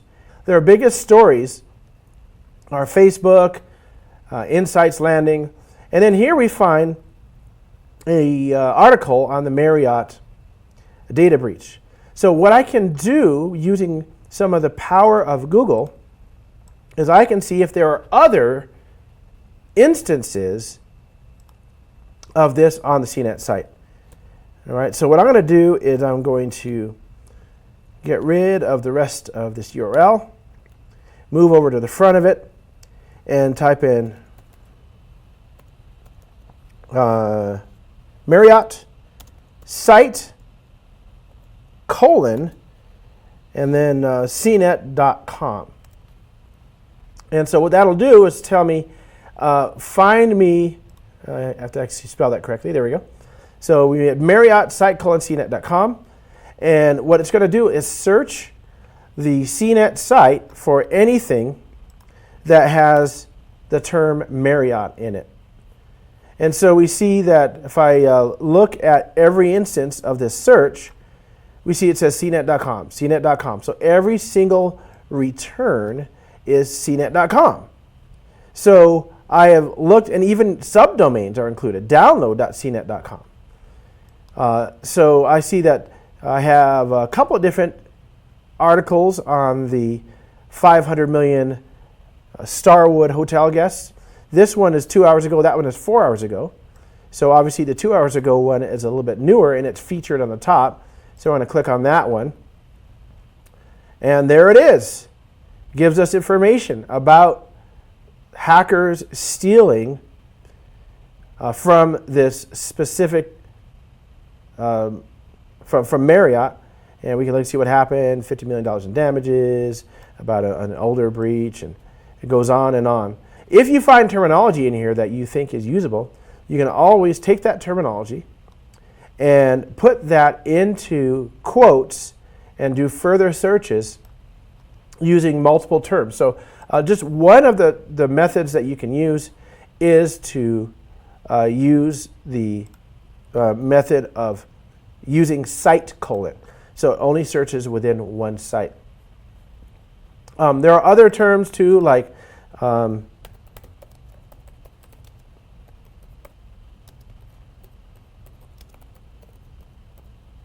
so site : URL, all in URL. So if we look at the advanced search guide, and these are some of the terms that you can use. We'll do a Control+ here and zoom in. And here is link : so it'll list web pages that have links to the specified web page. A related : info : define : stocks : site : goes on and on, all in title, then search specifically in titles. All in URLs, you're searching inside URLs. And in fact, here is a nice little table that shows us all the different types of operators that you can use to really hone your search. Another thing that I might want to emphasize is that you can also use quotes. And using quotes will force the term to be in the search. So if I wanted to find Marriott and I wanted to make sure that the term Marriott, for instance, if I did Marriott data breach, and that's all I searched with no quotes, I might find all kinds of data breach results, but maybe some of them won't have the term Marriott in it. When I put Marriott in quotes, then all of my results will have the term Marriott in it also. So quotes are very helpful in this case. So there's quite a lot that you can do to use advanced search techniques in Google for data collection. The next one we see, which we've mentioned before, is the data collection through the Google Hacking Database. GHDB, Google Hacking Database, is quite an amazing source for getting information about vulnerabilities. So you have common vulnerabilities and exposures, or CVE. And you can find these vulnerabilities. People collect these, analysts collect these, and use them, post them. And most of these, as we've seen before, have explanations, very technical explanations, and even a methodology to take advantage of this exploit, often using a interpreter shell. Also, we have data collection through ThreatCrowd, and we looked at ThreatCrowd a little bit earlier. It's a system for finding and researching artifacts that are related to cyber threats. So for instance, we could go to ThreatCrowd and find a term associated with the Marriott breach, for instance, and put that term in ThreatCrowd and get some good information about it. So whether it be a domain name, an IP address, an email of an organization, this API helps us to find information about that specific threat. Also, we have data collection through deep web and dark web searches. And so the surface web, if you think about the dark web, let me just give you an image here to illustrate the differences between the surface web and the dark web. So let's have a look at the difference between the two. If you look at the surface web, we have Yahoo and Google and Bing and CNN.com and Reddit and all the sites you ever visit, most people ever visit, are all on the surface web. The dark web is so much larger. The deep web, we see that we have academic databases, medical records, financial records, legal documents, scientific reports, and government reports, and so on. All right, these are things that are not searchable by Google. You'll never find these going into Google. And then if you go to the dark web, we're looking at the Tor network, political protests, and drug trafficking, other illegal activities. This is areas where you can order murders and abductions and illegal illicit drugs and so much more. And as you see here, there's an estimated 96% of the content of the web is actually either deep web or dark web. Very interesting because it kind of mirrors the universe, right? We have regular, normal, baryonic matter, which is all the matter around us, stars and the universe and everything. And then the rest of the universe is either dark matter or dark energy, and it's about the same ratio. We really don't know about what's powering 96% of the universe. And same thing with DNA, it goes on and on. It's really interesting how this mirrors the rest of the natural world. So that is what we're talking about in terms of surface versus deep versus dark. So the deep web has hidden and unindexed repositories. And so like we said, you're not going to be able to find them in normal search engines, but there are search engines like DeeperWeb and Surfwax and others that will allow you, if used properly, to find deep web information. And then the dark web, or sometimes it's called the dark net, is that subset that we saw in the illustration before. That's even more difficult to get information, and it allows you to navigate virtually anonymously, and you can use browsers like Tor, Freenet, GNUnet, and others that you can use to get to content. One of the other things to realize about the dark web is that most of the content is going to be accessed using strings of alphanumeric characters rather than the name of a site. So one of the areas that you need to find these strings of alphanumeric characters that relate specifically to the site or to the content that you're looking for.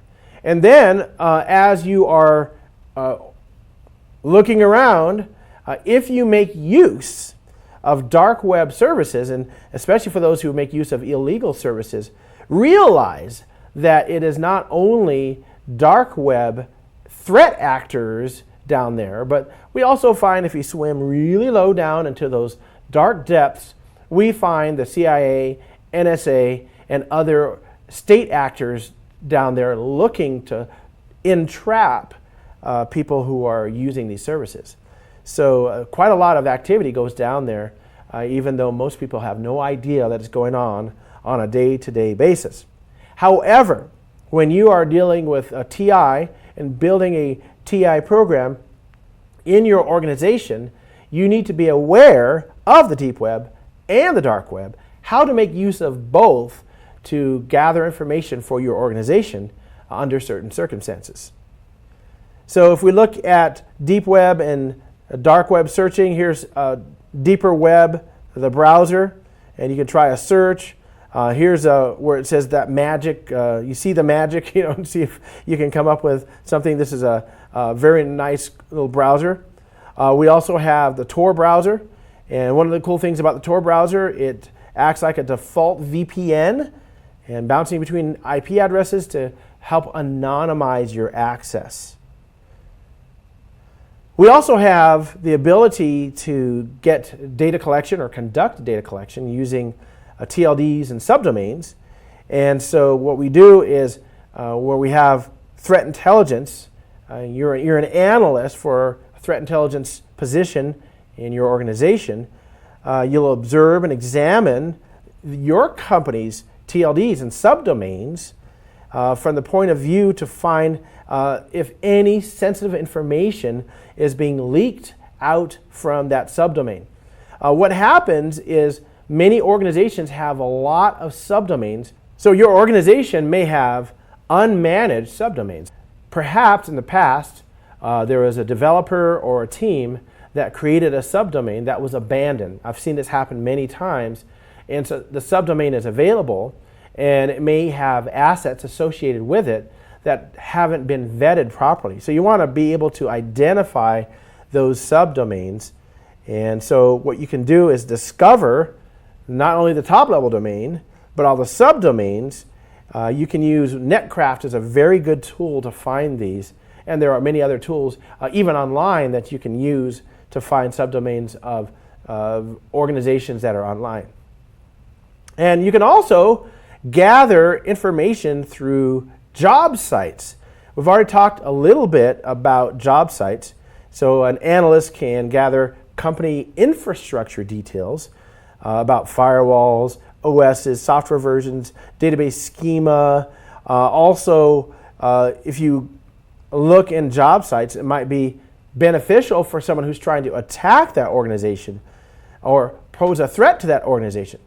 One of the areas that we find is also available in job sites is what the organization's plans are, what they're planning to do.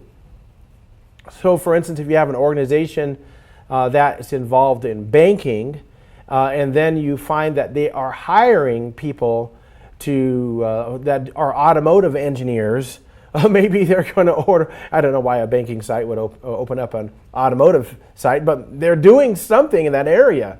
And a lot of predictions as to what an organization is going to be doing are derived from job sites, because you have to hire people in order to move forward. Also, if you look at this specific listing here, you see that the job description shows you that they're running IIS, Exchange, SQL Server, and it gives you the versions of these services, meaning that if a threat actor wanted to attack this organization, they know what some of the versions are, and knowing the versions gives you right out of the box some of the vulnerabilities of the organization. So you can get data collection through job sites and job advertisements so that you can attack an organization. So be careful as an organization, have a policy how you will advertise for jobs. What some organizations do, for instance, if we take this job description, I might say that you need to have abilities in Microsoft SQL Server and an Exchange and with web servers, right? So you're not putting any versions online, and then when the person comes in for an interview, you can talk to them specifically about what versions they need to be able to use. So rather than advertising that you still have Windows Server 2003 on your premises. So very important to make sure you have a policy that includes how jobs are going to be listed. Data collection through groups and forums and blogs. And in forums and blogs, we have a lot of individuals that are unfiltered. They put quite a lot of information, especially when they're attempting to repair something. So for instance, you might have somebody in a forum that poses a question. I have a SQL Server database, and every time I try to represent this specific interface or use this API or whatever, I'm getting this error. Have you seen this before? And someone says, yes, I've seen that error in running this version of the server. This means that you need to update to this version of the server. And then the person says, well, we can't update because of the software that we're running. And if there's a threat actor reading that, they can see that, hey, this organization has a SQL Server version that's vulnerable and they cannot update it. All right, well, I'm going to try and attack there.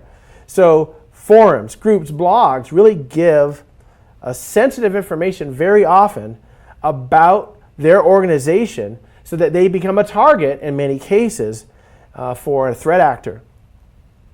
So what an analyst can do is to try to join the target organization's employee group where they share that information. So find out where the IT and dev staff of the organization, where they hang out in forums, and start participating. Post your own problem that's just like that person's problem and see if you get an interplay between the two. You can search information like FQDNs, IP addresses, usernames, groups, all of that you can search the forum. So if you're looking for information from ABC Corp and SQL Server, most forums and blogs have very good search capabilities so that you can find out information about that specific individual or organization. Also, we can use social networking sites, and there's so much sensitive information that is leaked, like I was talking about a little bit earlier. And so what users do, for instance, is maintain their profile. The attacker can get information like the location, contact information of that person. What users do, connect to friends and chat. So the attacker now gets friends lists, the friends information. In fact, an attacker may not be looking at the profile of the person in question. They may be looking at friends of the person in question in order to get information about that person. The user shares photos and videos. What does that do? Well, that identifies family members, interests, information about interaction between this person and other people on jobs, etc. What users do, play games, join groups. Well, this gives you an entire list of interests for that user. Who they are, where they go, what they're interested in, why, etc. A user may create events, and that gets posted socially. And you get to see what activities they do, what friends are most involved with them, how often perhaps it happens. Organizations do user surveys. So for instance, on a LinkedIn style site. Well, what this does is gives insight into the business strategy of the organization. Or they might promote products, giving us insight into those products and the profile of the products. User support, right? Giving us potential for social engineering. Recruitment, which gives us, like we were just talking about before, the platform and the technology. And then the organization might do background checks to hire employees, giving us insight into the type of business. So social engineering sites are great locations for leaking huge amounts of data. So that brings us to data collection related to blacklisted and whitelisted sites. And so this is a very good place to collect information about blacklisted IPs and domains and emails and websites, DNS. There are many different ways to find these blacklisted sites. Why is it that an attacker would like to find a blacklisted site. Here's why. Sometimes the site, the IP address, the email domain are blacklisted and the organization doesn't realize it. So there is usually lag time from the blacklisting to when the organization realizes what's going on. So for instance, let's say that there is an infected computer in an organization, and this infected computer causes the organization to be blacklisted. And it's not until some people in the marketing team of the organization realize that their emails aren't reaching their recipients that they complain to the IT team. Then the IT team investigates and finds out that their email domain has been blacklisted. So what happens is there's been a period of time between the blacklisting and action being taken place. In that period of time, a threat actor can take advantage of the fact that that domain has a computer that's already been compromised. Perhaps find that and use that to infiltrate that organization even further. So that's one of the reasons it's important to be on top of any blacklisting that happens immediately. So Apility.io is an anti-abuse API that helps analysts to know if the IP address or domain is blacklisted by a user. There's AutoShun, Cisco Umbrella, and many others. All right, so let's just look at one of my favorite places to go for information like this, and this is called MT Toolbox. With MT Toolbox, we can put an IP address or a domain to check and see if it's blacklisted or not. So let's try one out. Let's go to ecouncil.org. I don't know, this is one I just came to my mind. I've never really, don't have any information about it. I'm just kidding. That's where I am right now. So what it does is it goes through all the common blacklists and checks to see if you're listed on any of them. And as we go down, we see it's okay on so many of these until we get to the very bottom. And usually you'll find that on some of the last few ones, there's usually either a timeout. But this site's doing great. Look at that. No blacklisting, no red marks, right? So let's try another one.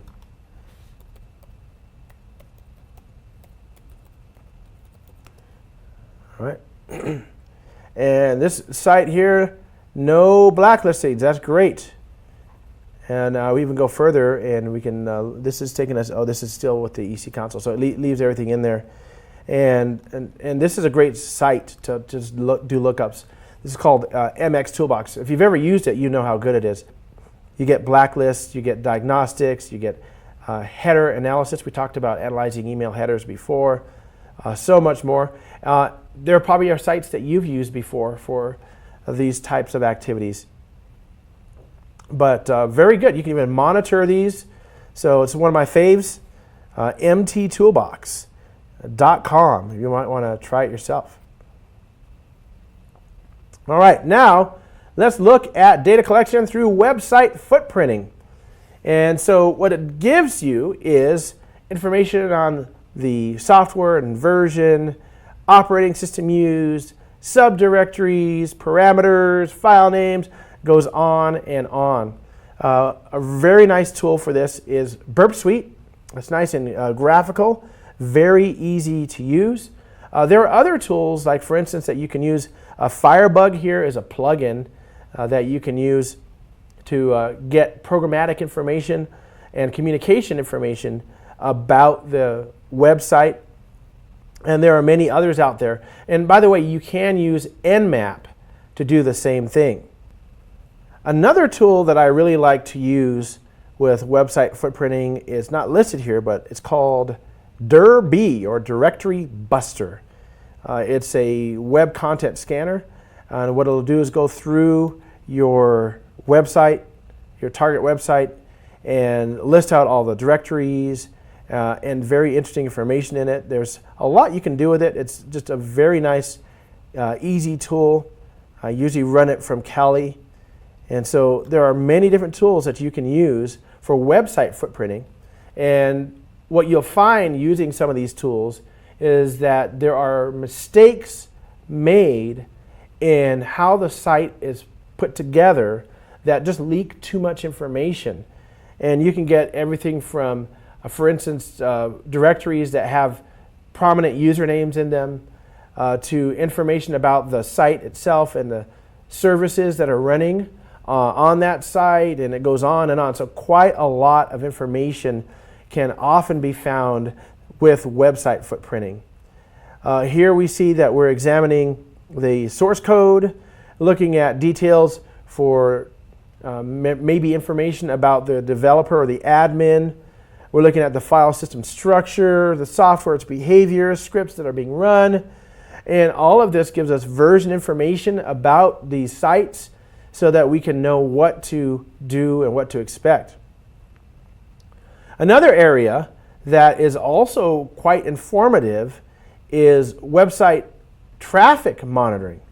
And so this gives us things like statistics, page views, hits, site ranking, bounce rate, audience geography, and this really tells us a lot about it. Like for instance, sometimes a threat actor might be trying to do some type of spear phishing attack, and so they could analyze specific sites to see if employees from the target site access that site, how often they do.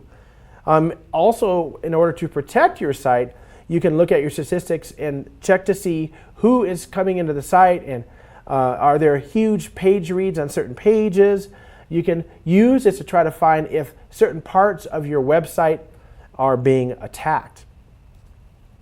Also, we see HTTP Track, another very nice tool. I use this one a lot for website mirroring. And so what would happen is you would replicate the entire website onto the local system. Essentially, you just download the site. How this works is because of the way websites work. So if you're familiar with how the HTTP protocol works, what happens is if I click on a link and I download and I go to a website, I am actually downloading that site, that page, into my local browser. So that page that I downloaded is local. So while you're sitting on your laptop or your tablet or your desktop looking at a website, you're looking at local content. It's all local. So what I can do now with a tool like HTTP Track is I can make those requests over and over again and keep downloading all the pages, following all the links until I create all the subdirectories and all the web content that is possible to download from that site. So it helps to find the directory structure, mirrors that entire website, downloads the website to a local directory, and then I can take my time and filter through that entire site to find information, not just one page at a time. I have the entire site, depending on the type of site. So a lot of modern sites, they will deliver one page at a time dependent upon a web app that will create that page at the time that it's requested. So really there is no site to download because all the web requests are done on the fly. So there are some types of web servers that manage that, and you really can't get a really good download of the entire site, but at least you can get the front level pages and so on. Also, a lot of people use this to create dummy websites. So for instance, if you get a link that says, hey, you need to update your PayPal password, and you follow the link to PayPal, and there's an entire site, it could have been downloaded, or at least partially downloaded, because again, PayPal and financial institutions don't leave their entire site there for the download, right? They're going to be using web apps to download or upload content while it's being requested rather than having it sit there on the internet. And so HTTP Track will copy many types of sites. It's a very good free tool. You should download it and try it if it's legal to do so in your organization. All right, the next thing we have is website footprinting, extracting ancient information with archive.org, which is the Wayback Machine. Have you ever tried this? Have you tried archive.org? Well, let's try it. I'm going to go over to archive.org right now. All right, so I'm in archive.org, and they're asking me to give them some money. So let me just get some of your credit card information real quick. No, I won't do that. I'm going to go now and see what I can find in terms of the Wayback Machine. And as you see, there are many projects that we have available here. And actually, let me go here. I think I'm going to have to cut all this out because I'm doing it all wrong. All right, there we go. All right, so here we are in archive.org. And what we're going to do is click on the Wayback Machine. And let's find a site. Now, the one they used in the example that was on the slide was Microsoft.com. So let's try them first. Oh, actually, need to spell that correctly. Here we go.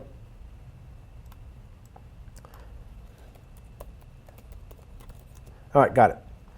I often put an R in instead of a T. Bad typing. Let's go to 1996. Remember 1996? What were you doing in 1996? Well, there were developers creating content for Microsoft in 1996. All right, be the first to get Visual Basic 5.0 control creation. Wow, that's great, 5.0. Oh, see what's new in Microsoft Publisher 97. I'm really excited for that. That's brand new. Let's try another website we're going to go back in time to have a look at. And you'll be doing some of this in the labs either way. So let's go to, let's see what's been around for a while. All right, let's try to look at an old website. And there's a site that I remember using way back in the old days. It's called MySpace. MySpace.com. There, we have 1997. Let's go there. January of 1997. There is MySpace.com. Wow, that doesn't look anything like the old MySpace. But it's pretty interesting, isn't it? Let's take it over to 1999 and have another look at MySpace. See if it changed any.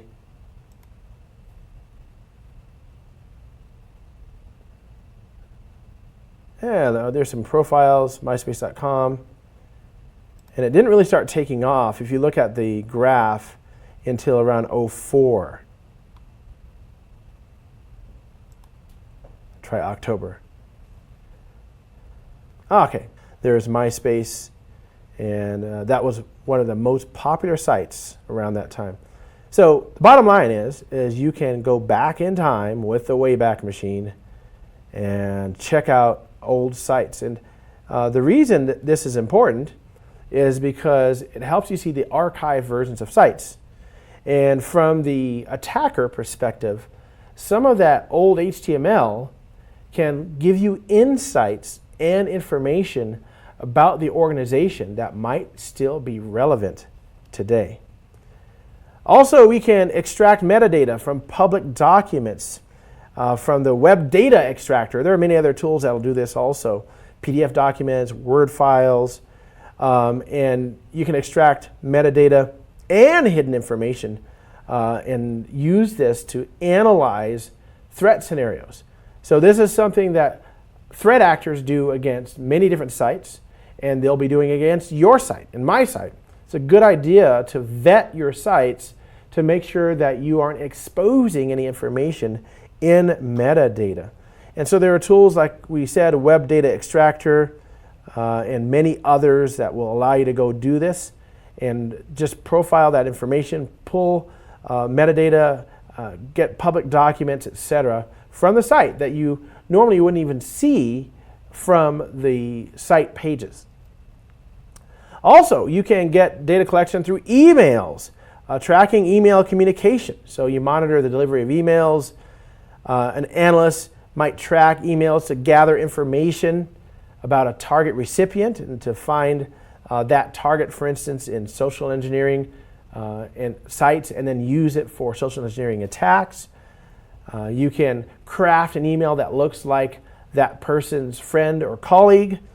And so they would get the recipient's IP address, geolocation of the recipient, when the email was received and read, whether or not the recipient visited any links that was sent to them. And if they did visit links, then that means that they're vulnerable to respond to other emails with links. get the recipient's browser and operating system information, time spent on reading the emails. All that information can be gathered by tracking email communications. Let's have a look at where some of this information resides. This is a typical email header. Quite redacted, but we still can get much information from it. So right here at the top, we see the information, the email address from which the message was sent. All right, and then we get the sender's IP address, we get the sender's email, we get the date and time received by the originator's email servers, and the authentication system used by the sender's email server. We get the date and time of the message sent, a unique number assigned by mr.google.com to identify the message, the sender's full name. We get information about protocols used. We get information about dates and times in terms of reception and sending, and it goes on and on. Quite a lot of information about this email transaction is in the header. And so you can actually analyze this very easily.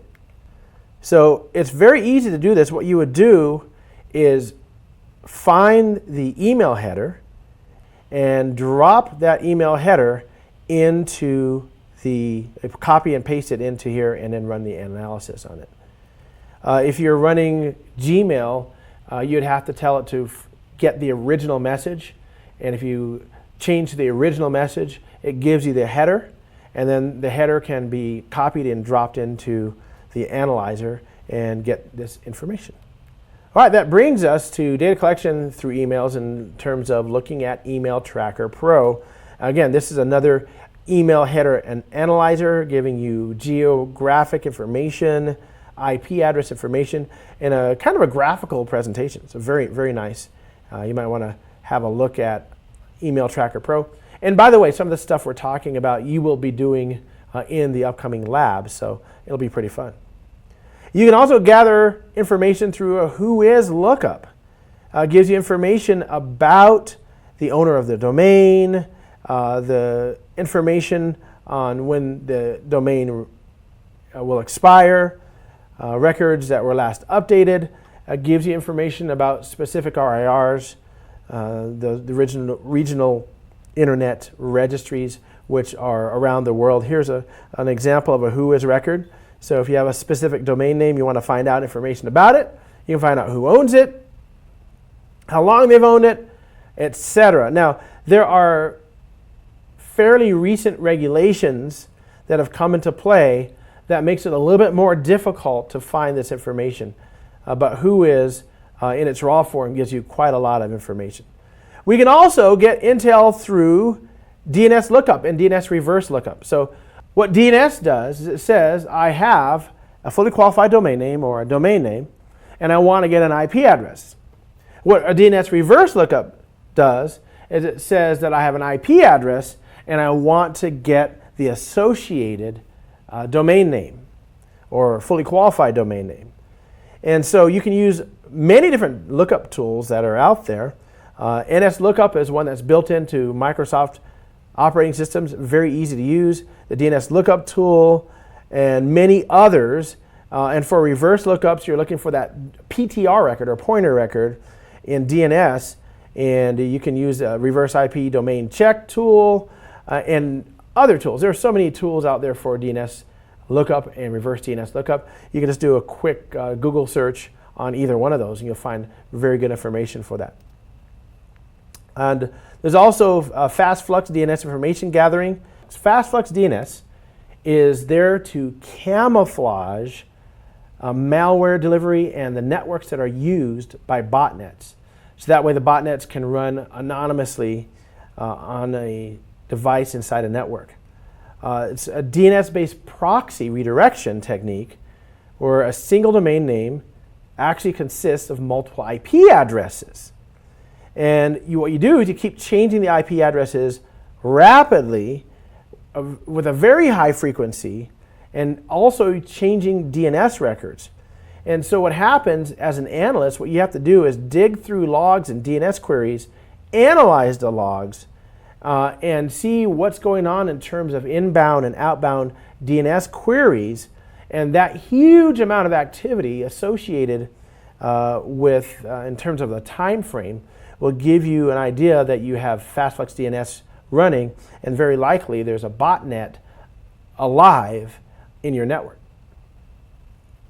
Also, in terms of dynamic DNS or DDNS, what happens is you have IP addresses that have the ability to dynamically change, and we have DNS records. These are dynamic DNS records that are used to assign custom DNS names to each dynamically changing IP address.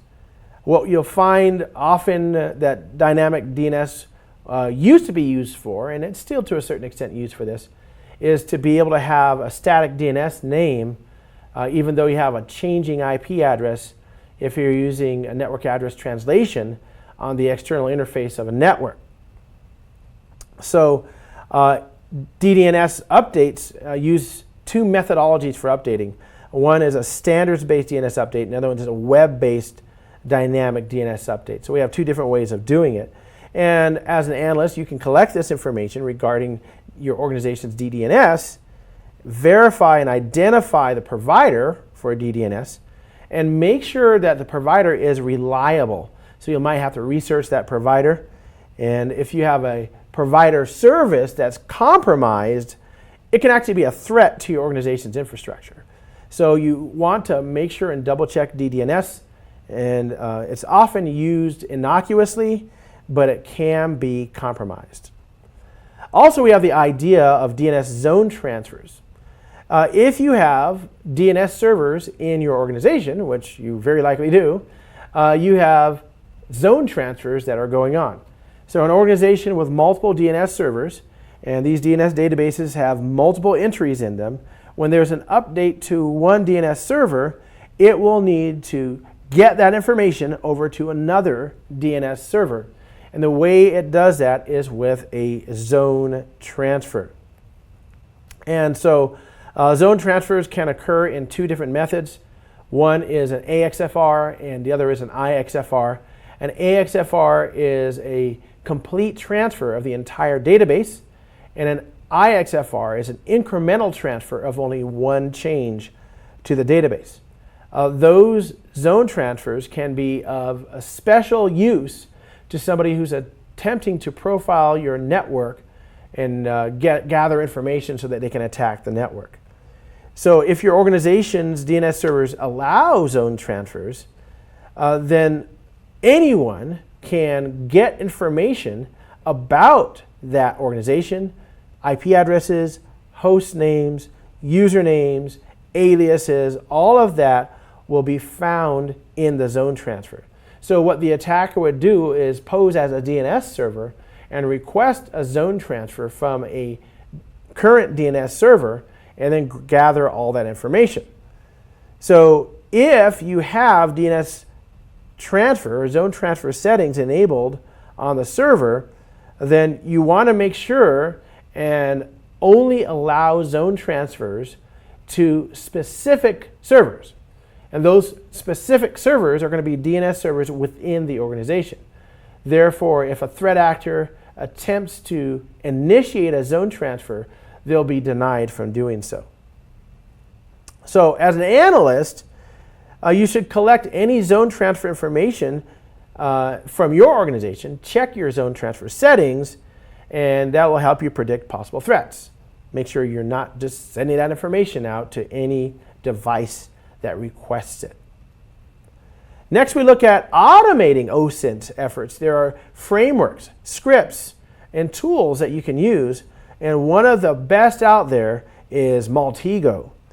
And so what it does is finds relationships, the real-world relationships and links among people, groups of people, social networks, companies, organizations, websites, etc. And so Maltego will go and spin the web of interactions of the target that we're looking for. So this can be automated, and it's a very cool tool. You might want to try Maltego. Next, we have the open source threat intelligence collector, otherwise known as Ostrika. Ostrika is open source. You can not just collect, but visualize various types of threat intelligence that are harvested. So these are indicators of compromise. This is going to be obtained from open or internal or commercial sources. You can use Ostrika and change how and where it gets this information. It's actually a very cool tool also.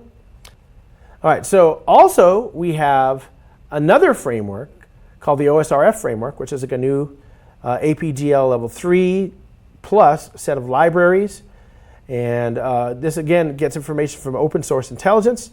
Also there's a collection of scripts that you can use, 200 separate services, information to reference a lot of applications related to username checking and DNS lookups, information leaks. So it's a very nice framework to pull information from multiple sources. So OSR framework, another tool you want to try. This again, we'll look at it more thoroughly in the lab. Another one we have is FOCA, Fingerprinting Organizations with Collected Archives. And we talked about metadata earlier, and OFCA will help you find metadata and hidden information in documents as it scans, and you can do data analysis, another very adaptable and useful tool, and you can get metadata information like network analysis, DNS snooping, look for proxies, fingerprinting, etc. The next one we have is Gaussint. Gaussint is a framework. It's a project that's used for getting high quality IOCs. It allows a security analyst to collect and standardize this structured information. Here we see where someone's just doing getting a command page on Gaussint and showing you all the information that you can get. Another tool that you might want to get to use. And there are many others out there, from Spiderfoot to Combine to TODIS to Machine and others out there, and many that aren't actually listed here that you may know or use that help you to gather OSINT information. So that is OSINT. Now let's go to HUMINT, data collection through human intelligence in our look at data collection. So let's start with HUMINT. Human intelligence is the art of obtaining that intelligence information from people having access to information. And so we're going to use interpersonal communication to get this information. So here are some of the techniques for HUMINT. One is through social engineering, and the other is through interviewing and interrogation, both of those.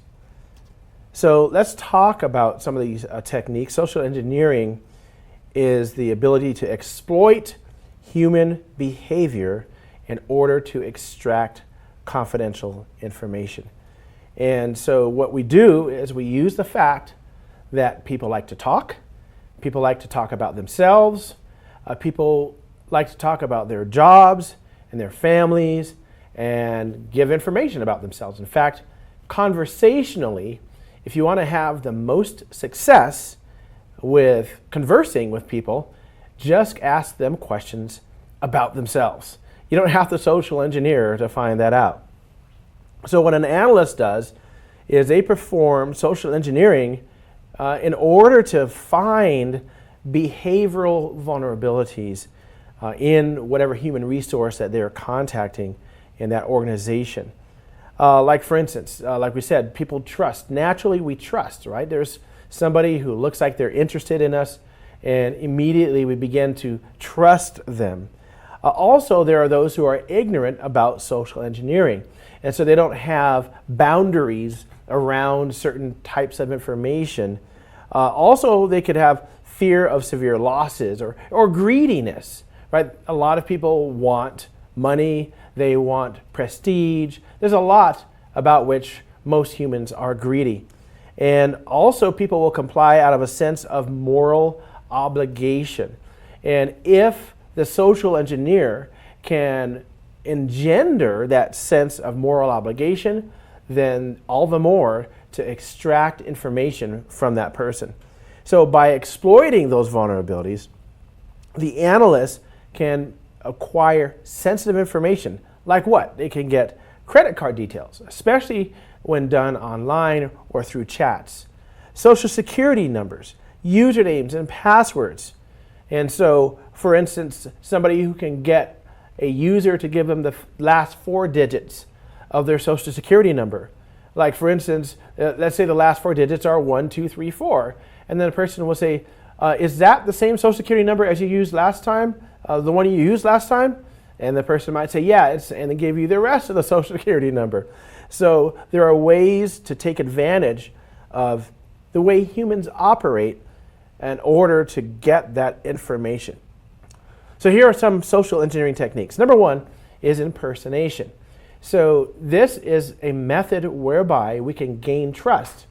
So if I'm at the office and I get a phone call in the office and it's from the IT department, in fact, it may even have a name associated with it, and somebody in the IT department calls to ask me information, I will see, hey, that's an inter-office call. That is inside my organization, an intra-office call.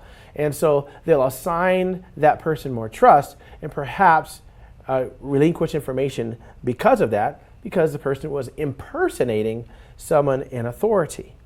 Or if that person comes to you in a uniform that looks like a uniform that workers who are doing work around your organization, they wear the same uniform, you might be more likely to allow them into doors, deeper into the organization, etc.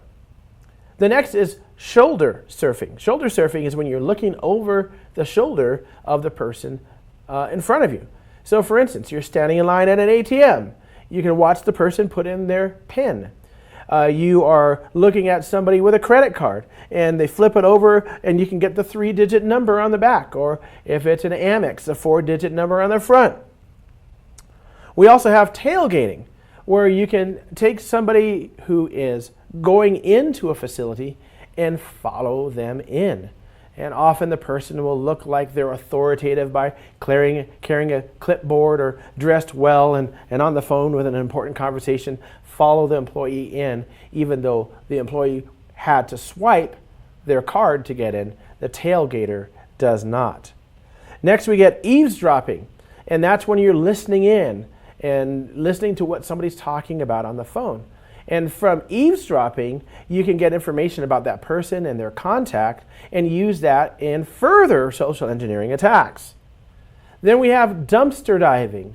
Most people, when they have paper around their office, they're just trying to get rid of all that stuff that's stacking up in the office, toss it into the trash. The trash bag goes into the dumpster, and a dumpster diver opens up that trash bag, finds information on employees, memos, communications, emails that have been printed out and copied, giving you usernames, domain names, project types, etc. Number 5 is reverse social engineering. In reverse social engineering, it's not just a person trying to convince somebody who they're targeting to give them information.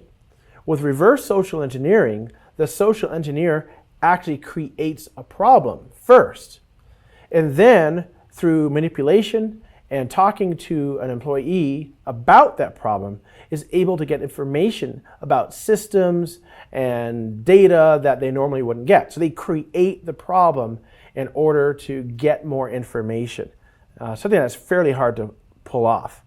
And lastly, number 7 is piggybacking.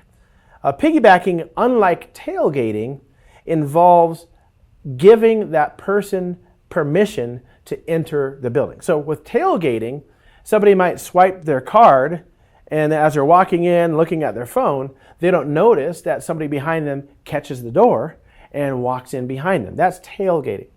Whereas with piggybacking, the person will swipe their card, and somebody will be walking in after them, and the person who swiped their card, had authentication, will open the door and say, hey, come on in, and allow someone in. So with piggybacking, the person who is authorized gives permission for the unauthorized person to go in. Whereas with tailgating, the person who is authorized doesn't have immediate knowledge that somebody walked in after them. Next, we look at data collection through interviewing and interrogation. So what happens is with interviewing and interrogation, the analyst can get accurate and authentic information from the source themselves, valuable source. And so this involves questioning the suspect or the subject or the source. So having them sit down in an interview room. Often when you think of interrogation, you think of somebody that's been arrested and they're in some type of celly room, and there are one or two police officers questioning them. There's a good cop and a bad cop, and the guy is handcuffed to the table. But it's not always like that at all. In fact, some interviewing and interrogation can take place over social situations or even electronically, asking a specific person who is an expert about a specific situation. And that way you can get accurate, precise information. And what this does, it gives you information about the past, obviously, because when you're interviewing the person, they give you an idea of what happened in the past, but it can also help you define what you want to do in the future. So if you interview a person about information systems and you find out the types of information systems and networking, etc., that can give the attacker good information about that network that they would have otherwise had to find out themselves. And there are two types of interrogations and interview questions, and those are customary knowledge and scientific knowledge. With customary knowledge, it depends on the professional expertise of the analyst who's conducting the interview. Whereas with scientific knowledge, it's theory-driven and empirically derived information that we are extracting. So two different ways of looking at it. There are tools that we can use to help with social engineering. One of my favorites is SET, or the Social Engineer Toolkit. It's an open source tool that's based on Python. And if you look down here at a terminal window, you can see the different types of actions that you can select in the menu: spear phishing, website attack vectors, infectious media generators, etc. So you have a lot to choose from, and you can use these to generate social engineering attacks. And so, for instance, if you're on the red team of an organization, you might use these types of social engineering attacks against the blue team to get them to reveal information about the organization. Or a real-world attacker might use that to attack your organization. Also, we have Speedfish Framework, or SPF, another tool written in Python to help with quick recon and deployment. Here's a quick look at a terminal window with essentially a man page of SPF. All right, that brings us from HUMINT to data collection through cyber counterintelligence, or CCI. So CCI is a defensive technique where the information about the adversary is gathered in order to analyze that adversary's capabilities so that we can protect the organization from any threats that are coming from that adversary. So this is called counterintelligence. So here are some of the techniques that are used for gathering cyber counterintelligence. Number one is honeypots. We talked about that before, which we use to get information about the attacker, where they're coming from, who they are, what they like to do. We can profile them. We also have DNS monitoring to look and see what that attacker is using in terms of DNS, IP address, FQDNs, pivoting off the adversary's own infrastructure even. Also malware sinkholes and Yara rules, which help us to categorize the malware that is being used. So let's look at data collection through honeypots. One of the tools is KF Sensor, which is a very nice little tool, which is a host-based IDS that is a honeypot that you can create and put together. It helps to detect worms and hackers by setting up systems that look vulnerable. So that's what a honeypot does. It's there to attract people. It smells sweet like honey. So for instance, an attacker will get to your network and they'll see that there's a vulnerable portion of the network, and then they'll be attracted to that vulnerable portion of the network. And in that vulnerable portion, they might find a couple of vulnerable areas, and they'll go into those areas. And as they're doing that, they're actually inside the honeypot, and we're tracking them.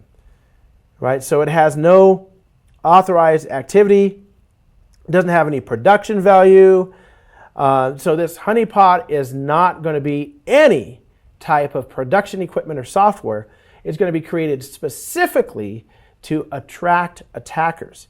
And then the analyst collects the data through the honeypot, and they get the resources of the attacker, and like KF Sensor here, and Spectre, and Honeyed, many different honeypots. A lot of organizations, especially larger organizations, will use their analyst team to create their own honeypots using honeypot frameworks or just creating them based upon what they want. The next one we mentioned earlier is DNS monitoring. And if you look at what happens down here with DNS, we have root servers, we have COM servers, and name servers. And then we have a recursive DNS server and then a central database. So what happens is there are a couple different types of lookups with DNS. And as you know, with DNS, we have the name, right? So let's say I have the name of a company, ABC Corp, and I type in abccorp.com. This can be either locally on my intranet, or it can be globally on the internet. Let's say it's on the internet, and I hit enter. When I do that, my browser is going to ask for an IP address, because remember, computers don't speak English or Spanish or any of our human languages. Computers speak binary. So it wants a binary representation of a dotted decimal IP address if it's IPv4, or a colon hex address if it's IPv6. But either way, it wants that binary representation of that. So the IP address will be returned, and then that browser will make contact with that IP address. So not with the DNS name, it's looking at the IP address. So what happens is if the browser attempts to do that and there's no DNS information in the local DNS cache, then it will ask the default DNS server for the IP address for abccorp.com. If the local DNS server does not have that information and it's authorized to do so, it might ask another DNS server, which we see right here, the recursive DNS server, to do a recursive lookup. What the recursive DNS server does is it'll recurse through the DNS namespace. So for instance, it'll ask for a COM server. Then the COM server will be at a certain IP address, and then it'll ask the COM server for an IP address to a server that hosts the ABC Corp domain name. And that will be passed to the recursive server, and then the recursive server will ask the ABC Corp DNS server if it has an IP address for www.abccorp.com. And then it'll be given that IP address, and then it'll pass the www.abccorp.com IP address back to the host, which will put it into a database. That lookup will also be cached in all the DNS servers along the path, so that next time the lookup is requested, they look in their cache rather than having to do a recursive lookup. So why is that important? Well, because between that recursive server and all of the results of this recursive lookup, we can do passive DNS monitoring and capture all that data. So passive DNS monitoring involves a form of cyber counterintelligence where a recursive DNS server is employed to perform that inter-server DNS communication that we see there. So what we do as analysts is gather the logs from that passive DNS monitoring to analyze, and what we're looking for is malicious attempts that are happening on our DNS infrastructure. Helps us to identify information related to several different types of situations like DDoS attacks, cache poisoning attacks, because of course if we can poison the cache and redirect a host to look for an attack server instead of the legitimate server, then the attacker has done a good job in their mind. Malware attacks, we talked about FastFlux DNS-based malicious phishing attacks. All that can be discerned by monitoring, passively monitoring that lookup. So it allows the analyst to perform real-time observation of that type of activity. There is a very nice little tool called Passive Total, and what this does is help to gather that specific information we're talking about before. Many others out there like DNSIQ, DNSRes, Pingly, Kaspersky, Mnemonic, and so on that help with the same type of analysis. All right, now we look at data collection through pivoting off an adversary's infrastructure. So what we want to do is use tools like a Passive Total. There are others out there that provide the same capability. But we want to monitor traffic flow, and that way we can have a proactive approach to counterintelligence gathering and get the information like tracker ID information, and then use that to pivot off of the infrastructure of our adversary. Very cool techniques for doing this. Very nice tools are available out there that allow us to get all the way to the adversary's infrastructure. Also, a malware sinkholes. This is a way to divert any malicious IP traffic or network traffic to sinkhole servers. And these sinkhole servers are under your control, or under my control, right? Your security analysts. And what we do is, this is going to be used as a counterintelligence technique, and we deploy it so that we can detect the malware that the attacker is using. And from that, we can find out what are the exact characteristics of that malware, and then redirect any of that malicious IP traffic into a sinkhole DNS server and prevent the malware from making any requests and resolving host names from malicious URLs. So we're taking the capability of the attacker offline with malware sinkholes. And then we can look at what exactly is taking place with that malware. We can look and see what's going on with infected systems. If you have a network infection dealing with this malware, we trap it and examine it and use that to get information to extract our network or our hosts from attack. Malware sinkhole can be either internal or external to our network.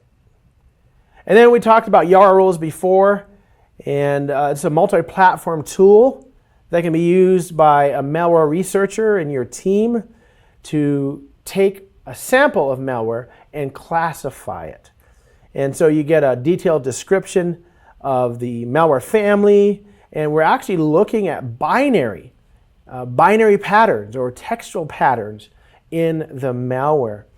And if you look at this Yara rule sample here, this is a silent banker rule, and we look at the description of it, just an example, and it gives you strings to look for, etc., and conditions to look for, etc. So we can define the rule, and it'll help us to really characterize the malware. If you want to do that, one of the cool tools out there, a couple of them that we see here, is VirusTotal Intelligence, and another one is AlienVault OTX. So VirusTotal Intelligence is actually an online tool that you can use to test Yara rules. And so what you would do is test your Yara rules and build them based upon known malware, so you can get a good understanding of how the tool set works. And then from there, you can use your own malware samples to use to categorize and classify that malware. Also, we have another online platform to help write your rules, which is called AlienVault OTX. And so there are others too out there that if you do some searching on the internet, you'll be able to find. Next, we look at data collection through indicators of compromise, or IOC. And so like we've talked about before, an IOC is just a piece of technical data that we use to build threat intelligence. There are clues that we use forensically to find if we have an intrusion. We look at that specific malicious activity on the network, and then from there we can find out what exactly happened, how it happened, look at the attack, and then use that in the future to make sure that if we get the same indicators that we can thwart or prevent an attack. And so we see with IOC collection sources, we have external sources. So there are commercial and industry IOC sources that we can get and download and make use of in our defensive systems to make sure that if we have these IOCs, that we can use that to defend our network. And there are free sources, IOC buckets out there. And we also have internal sources. But let's look at external sources for IOCs. And so we can collect them from sources that are beyond the organizational perimeter, including commercial and industry sources, like for instance, Dell Secure Networks, McAfee, RSA, and many more. Law enforcement agencies like the FBI Liaison Alert System, or FLASH. Also from threat sharing sources like ISAC, Information Sharing and Analysis Center. So those are commercial, and some of these commercial sources cost money. And so you might want to look at some free IOC sources like Alien Vault OTX we were talking about before, MISP, IBM X-Force Exchange, Threat Connect, and many others. We also have IOC Bucket. These are IOCs collected from IOC Bucket. They're free. They're community driven. It's a platform that's dedicated to this purpose of sharing IOC information. So that's external sources.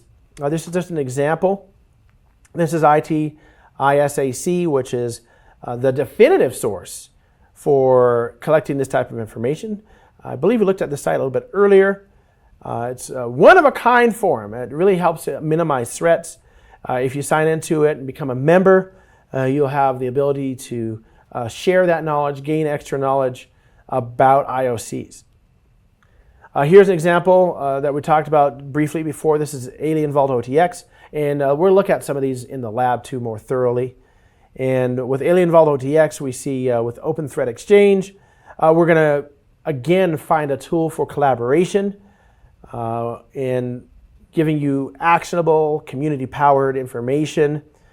And some of the IOCs will include items like IP addresses, domains, host names, URLs, URIs, hashes, CIDR rules, mutex names, CVE numbers, etc. So quite a lot that you can get in Alien Vault OTX. Another source for free IOC information is BlueLive. It's a BlueLive threat exchange network, and it's designed to protect your enterprise against emerging threats. Again, giving you expert threat data. It publishes IOCs in terms of Sparks, and you can analyze this information that's published in these Sparks. It's a very nice GUI-driven interface, and it's a community, again, that you can use to get good IOC information. The next free source that we look at is MISP, which is the Malware Information Sharing Platform, open sourced, a community for sharing information about malware.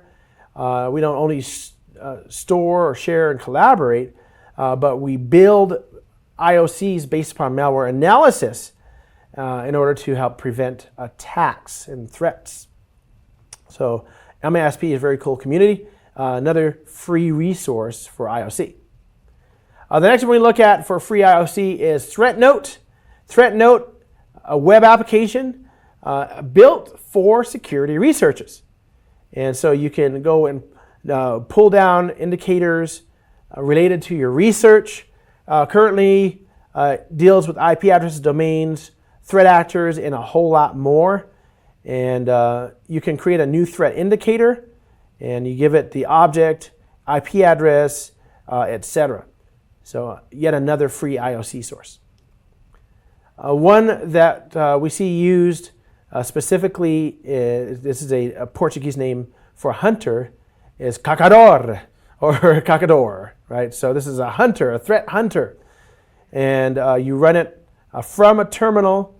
It has an ability to accept text from stdin and JSON, if you have JSON blobs and IOCs.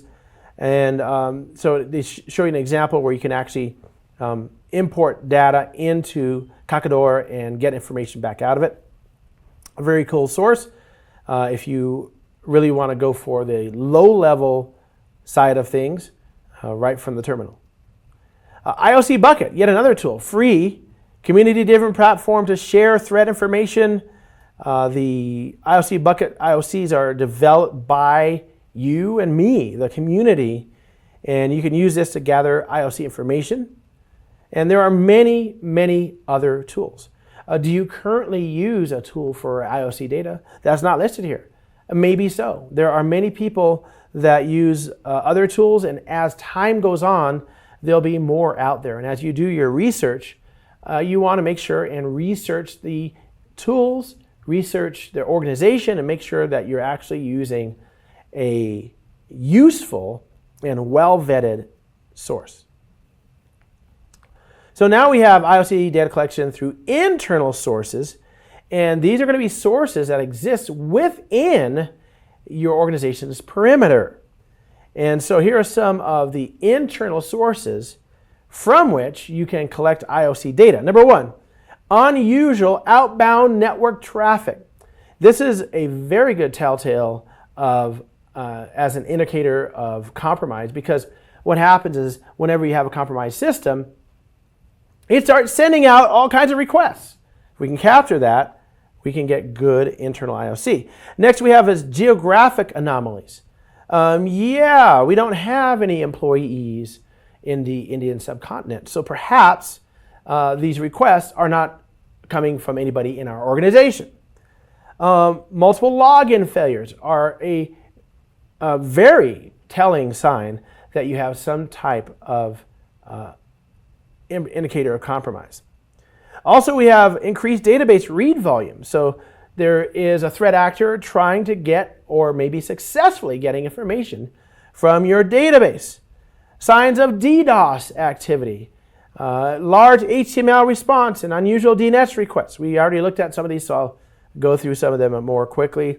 Suspicious registry or system file changes, unexpected patching of systems, unusual activity through privileged user account. All of these are IOCs that you can collect, analyze, and make sure that you guard against. All right, in terms of tools for IOC data collection through internal sources, one very interesting tool is Splunk Enterprise. Gives us a nice collaborative framework for threat detection and response. It uses the digital exhaust from systems on your infrastructure to collect information to help with your business to find a potential IOC. If you look online, this is the actual website of Splunk Enterprise. You can download a free trial of it. Otherwise, it actually is a system that costs money, but quite useful. If you look at just this little overview here, you see you get a lot of hits and so on by date and by type and over time. So Splunk Enterprise, very nice tool for internal IOC data collection. Also, we have Valkyrie, Unknown File Hunter, or UFH. It's a very lightweight tool by Komodo, and it helps to find any files that aren't supposed to be there, unknown files. And it'll classify them as safe, malicious, or unknown. And safe files, they're going to be okay, but malicious files can be deleted immediately. Another cool source of IOC data collection is going to be Valkyrie. Next, we see that we have IOC Finder and Redline, and many other cool tools that are out there. We can also build custom IOCs. I was talking about this a little bit before. There is the Open IOC framework based upon specific patterns and observations. You can collect data and construct your own IOCs.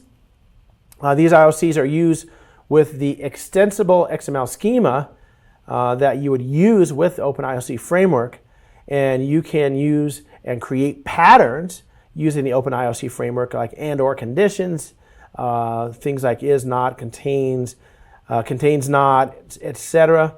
And so you can use tools like IOC Editor, IOC Bucket, and others to build specifically designed, organizational specific TI-based tools for your own IOCs.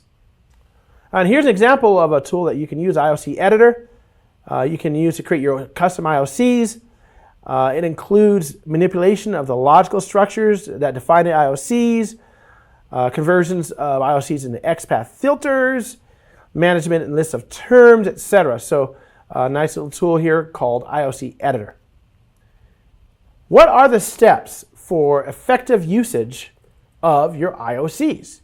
So you have IOCs, you have indicators of compromise. You want to make sure they're used correctly. You want to be able to predict future attacks.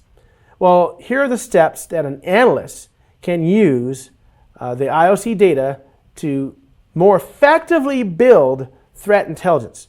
First one is define the objective for using IOCs in your defense strategy. This is going to tell us where you're going. This is going to influence how and what you're going to collect. Next, we're going to identify the relevance of the IOC feeds and select the important IOC feeds based upon the requirements that your organization has for building threat intelligence.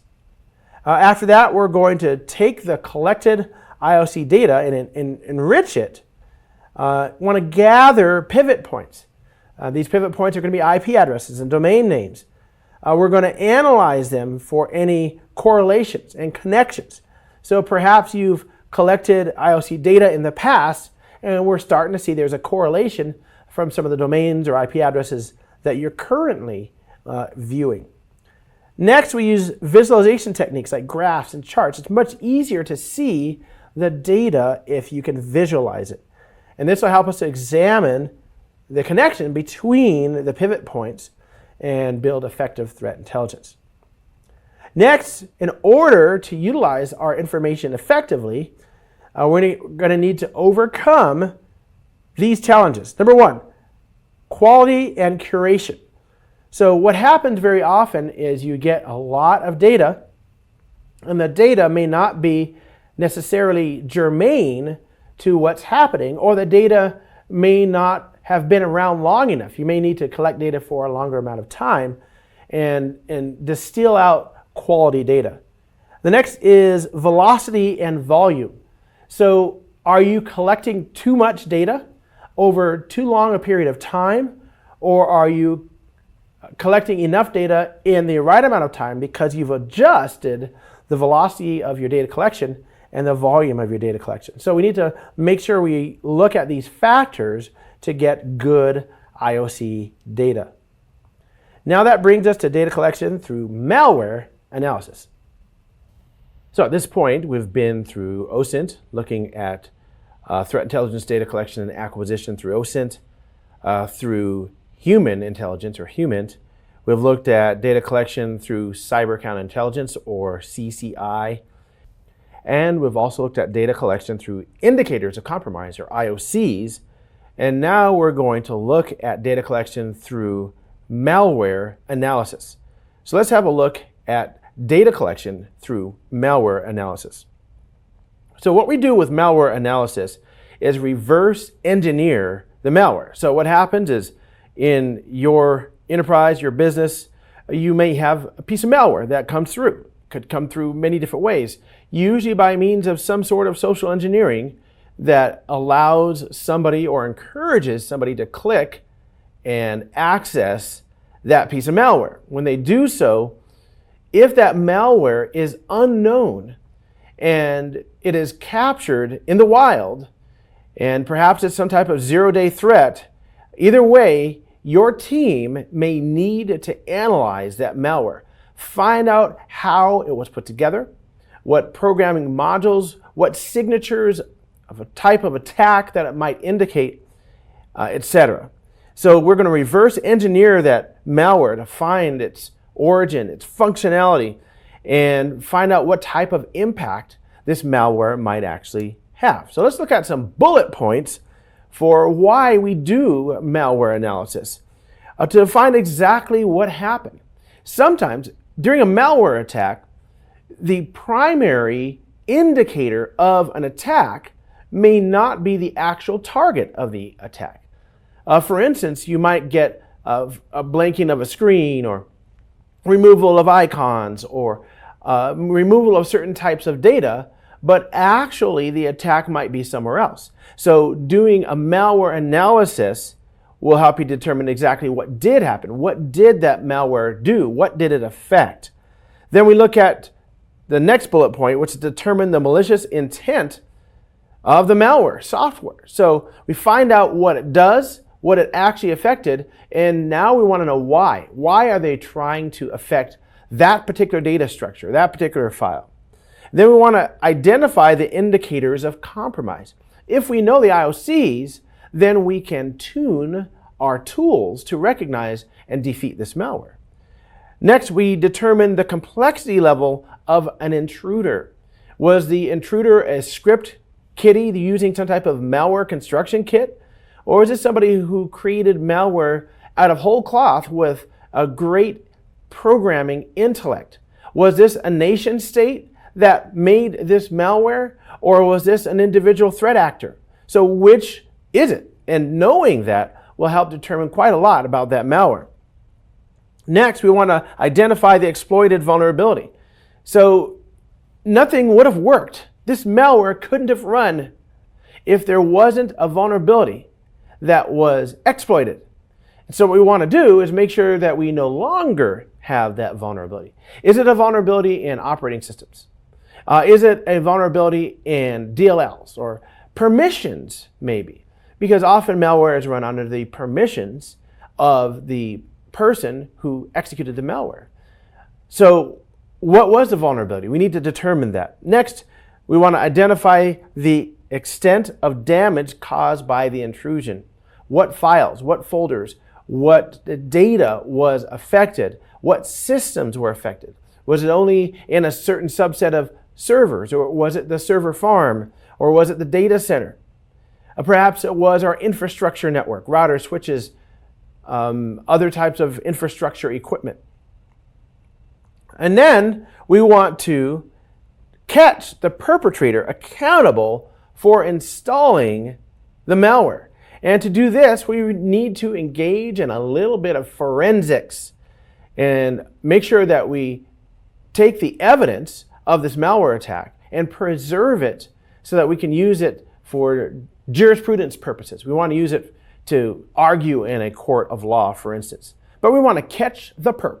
We want to find out who it was that sent this malware against us. And so there are two major types of malware analysis. There's static malware analysis and dynamic malware analysis. With static malware analysis, we're just going to look at the code. It's known as code analysis. Are you a programmer? Have you taken programming classes? Can you read through code and understand where it's going? If someone gives you a script or a snippet of code, and can you follow it through each module, through each loop, and find out what's going on? If so, then you might be good at malware analysis, especially static malware analysis.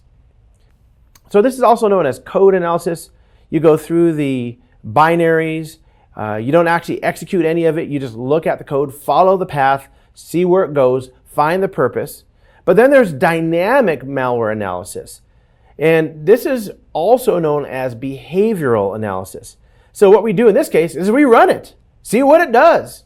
And normally you'll use a specific type of tool for dynamic malware analysis that can take each call that's made to the operating system, whether it's a kernel call, a DLL call, whatever it is, and trace exactly what that malware is doing and track everything. And it'll give you an entire view of what that malware is doing.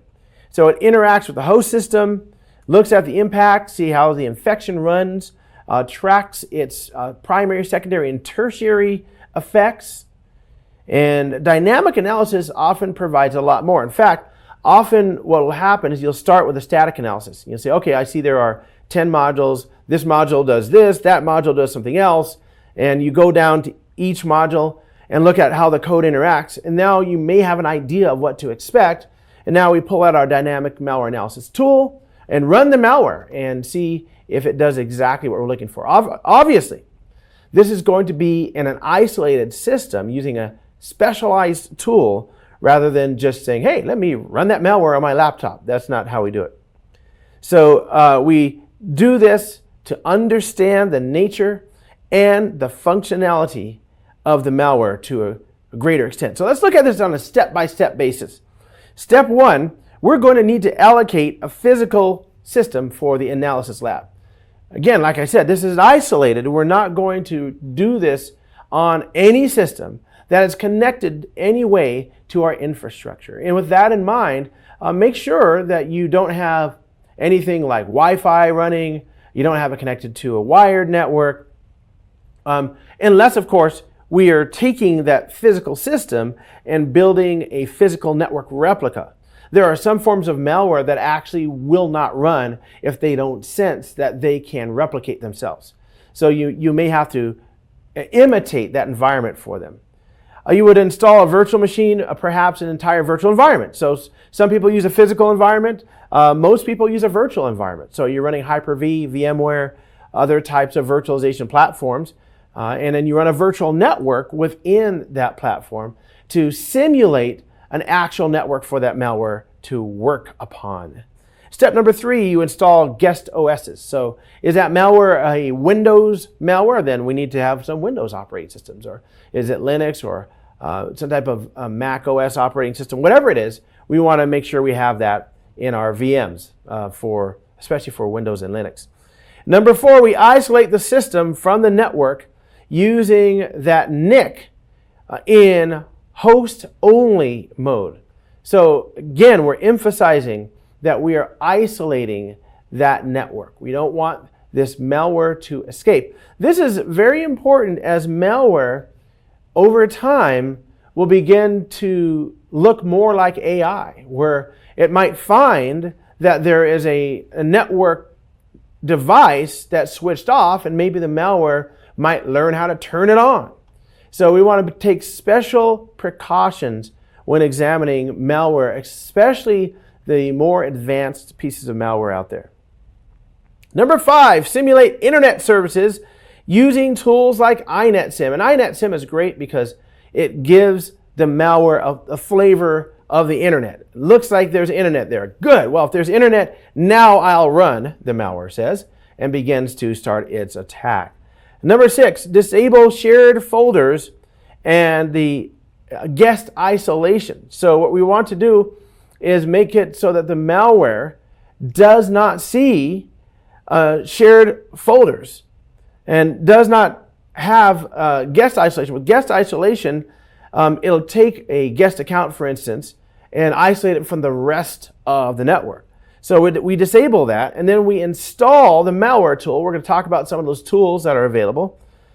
Generate a hash value of each OS and tool. Now, why would we want to do that? Generate a hash value for the OS, a hash value for each tool. Well, because what we want to do is see what changed. And when it's changed, the hash value will change. Also, when you're finished with your malware lab and you revert the OS back, you can again check the hash to make sure that it's the same as it was before. Especially if you're going from an image, right? The image file should have the same exact hash file. So hashing will help us determine the changes. Next, we look at copying the malware over to the guest OS and seeing what happens.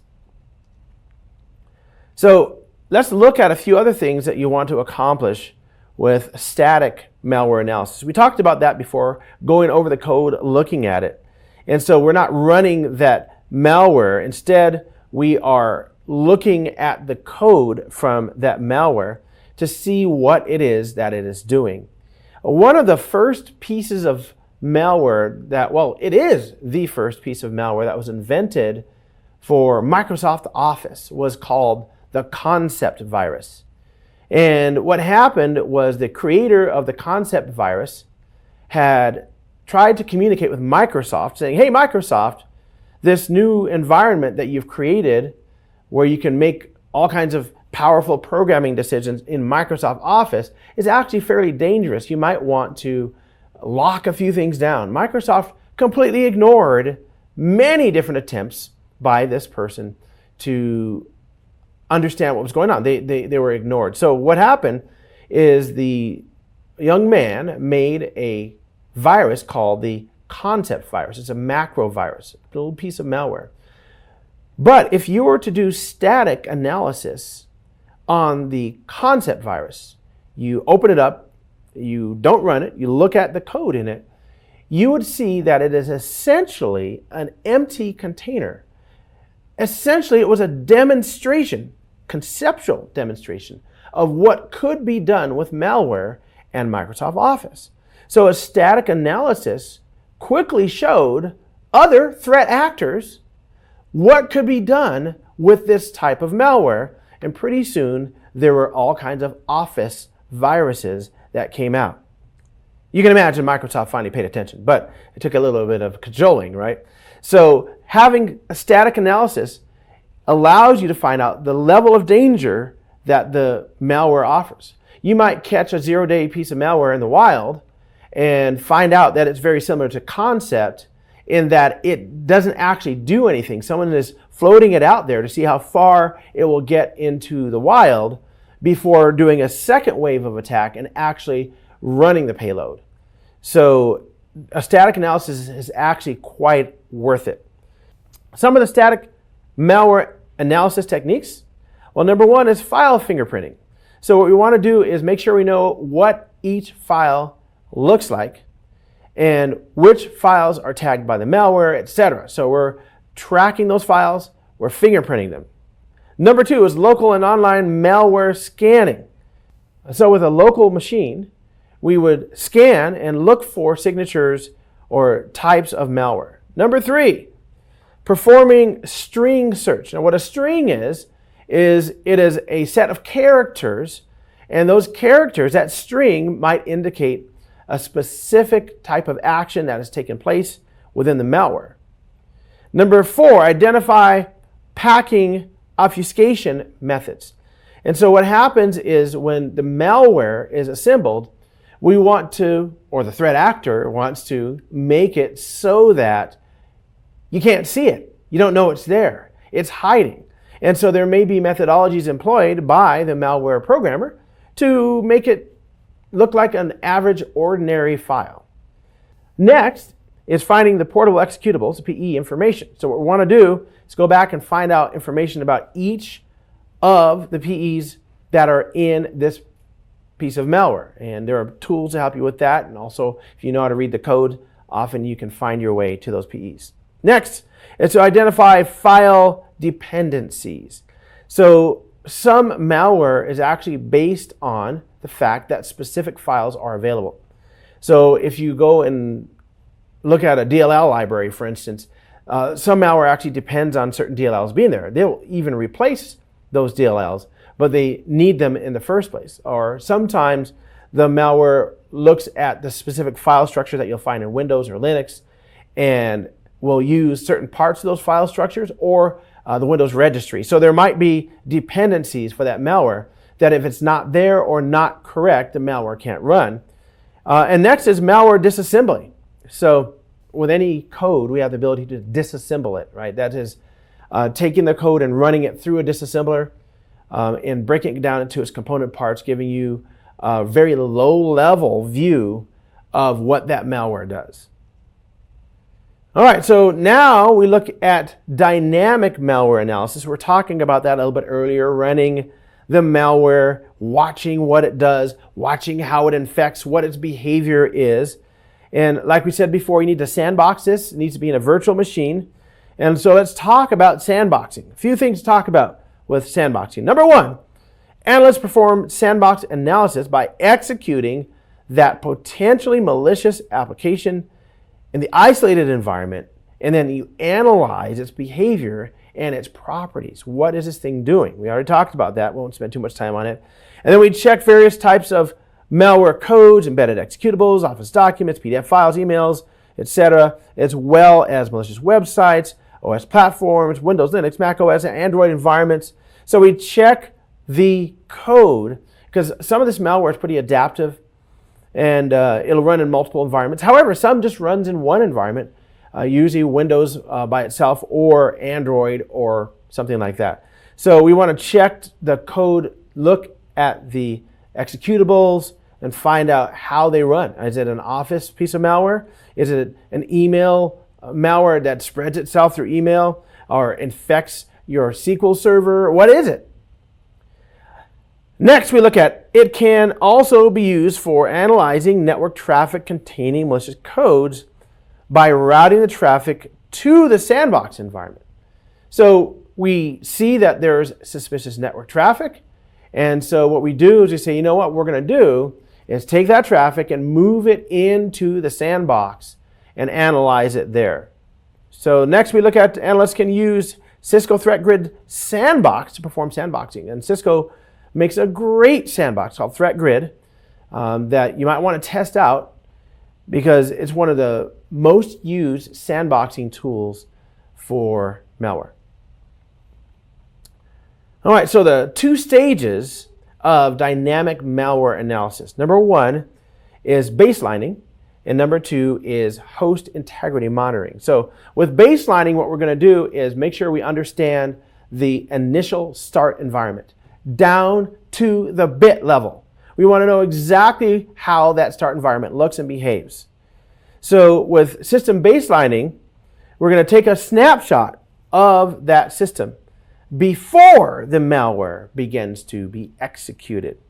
And then the main purpose is to identify any changes that are made from the baseline state. And usually with a sophisticated piece of malware, there will be significant changes that are made to the system. So we'll be looking at the registry, the file system. We're looking at files, any ports that are accessed. We'll look at network activity. We'll look at any attempt to control part of the system, part of the operating system. So all of that is going to be because we've baselined the system so we can track and see what changed. Next, we get host integrity monitoring.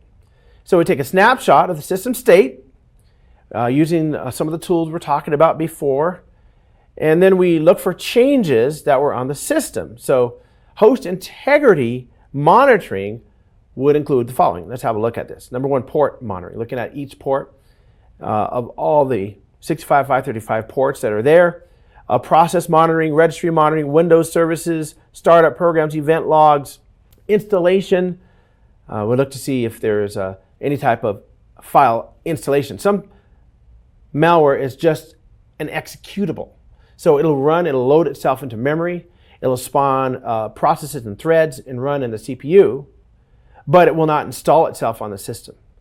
If there's an executable that runs and you turn off the system, then the executable is no longer running. It's gone, right? It resided only in RAM, and so when there's no power to RAM, it goes away.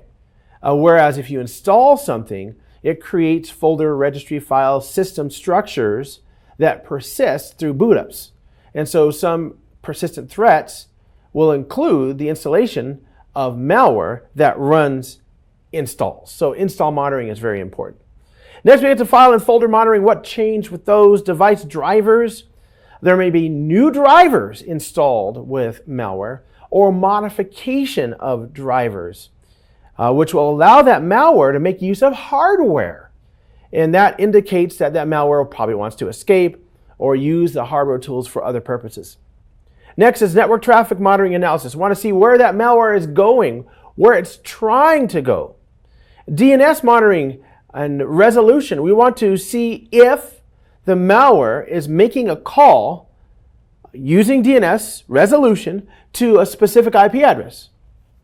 You'd be surprised how you could defeat malware just knowing something as simple as that. Next, we look at API calls monitoring. So we're looking to see which API subsystems, which APIs, period, that the monitor calls. Some of those APIs provide advanced functionality for the malware. And then we look at SSL TLS certificate monitoring to find out and track what that malware is doing in terms of SSL and TLS.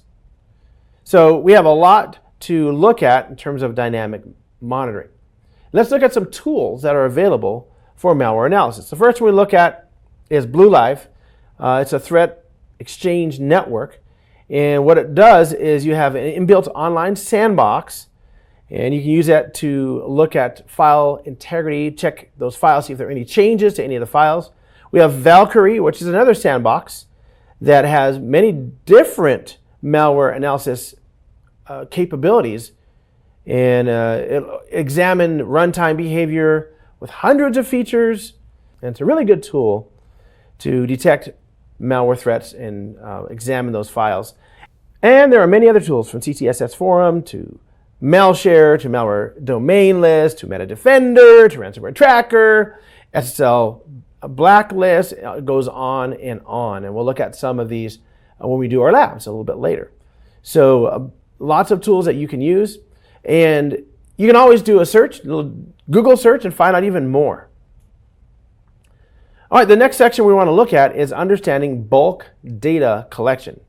In this section, we're going to get an introduction to bulk data collection, and then we're going to look at the forms of bulk data collection and benefits and challenges and management and integration tools in terms of bulk data collection.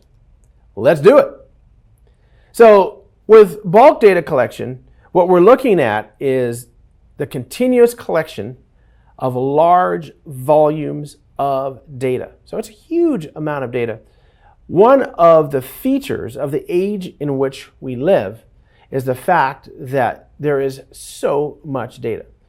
And so collecting data in bulk is going to require a specialized set of techniques and tools to be able to manage that. So bulk data collection gives us this large volume of data. We get the data from various sources, from various formats. And this helps us achieve better insights that can lead to developing effective intelligence. What we want is to know exactly what's going on.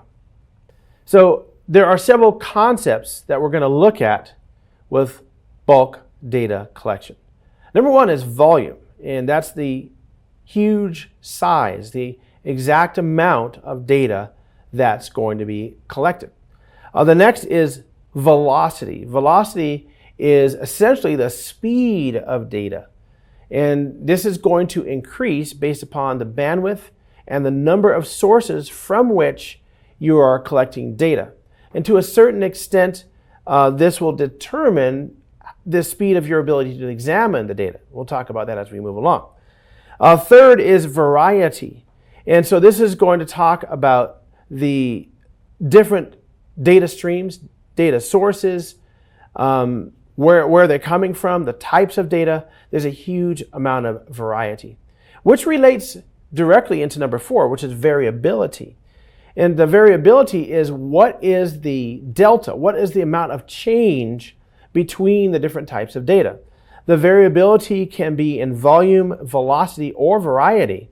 So for instance, let's say that you have a data stream that you monitor, that volume stays fairly similar from the same velocity with very similar variety, right? That's low variability. But if my volume and velocity and variety and complexity of the data changes from moment to moment or time to time, then that's high variability. Then we look at the complexity of the data. If the data is very complex in terms of everything from encryption to a large chunks of data, maybe huge graphic or image files of some sort, or even complex blob data. Blob is a binary large object. There could be a huge amount of complexity to the data.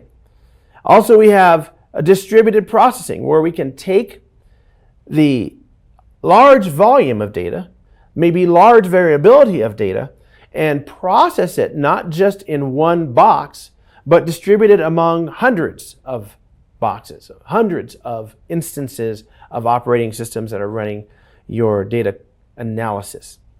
So we go from number 6, distributed processing, to number 7, distributed storage, and we see that we take the storage of the data and distribute it among multiple nodes, maybe even dozens or hundreds of storage nodes, to help make the data throughput a lot faster.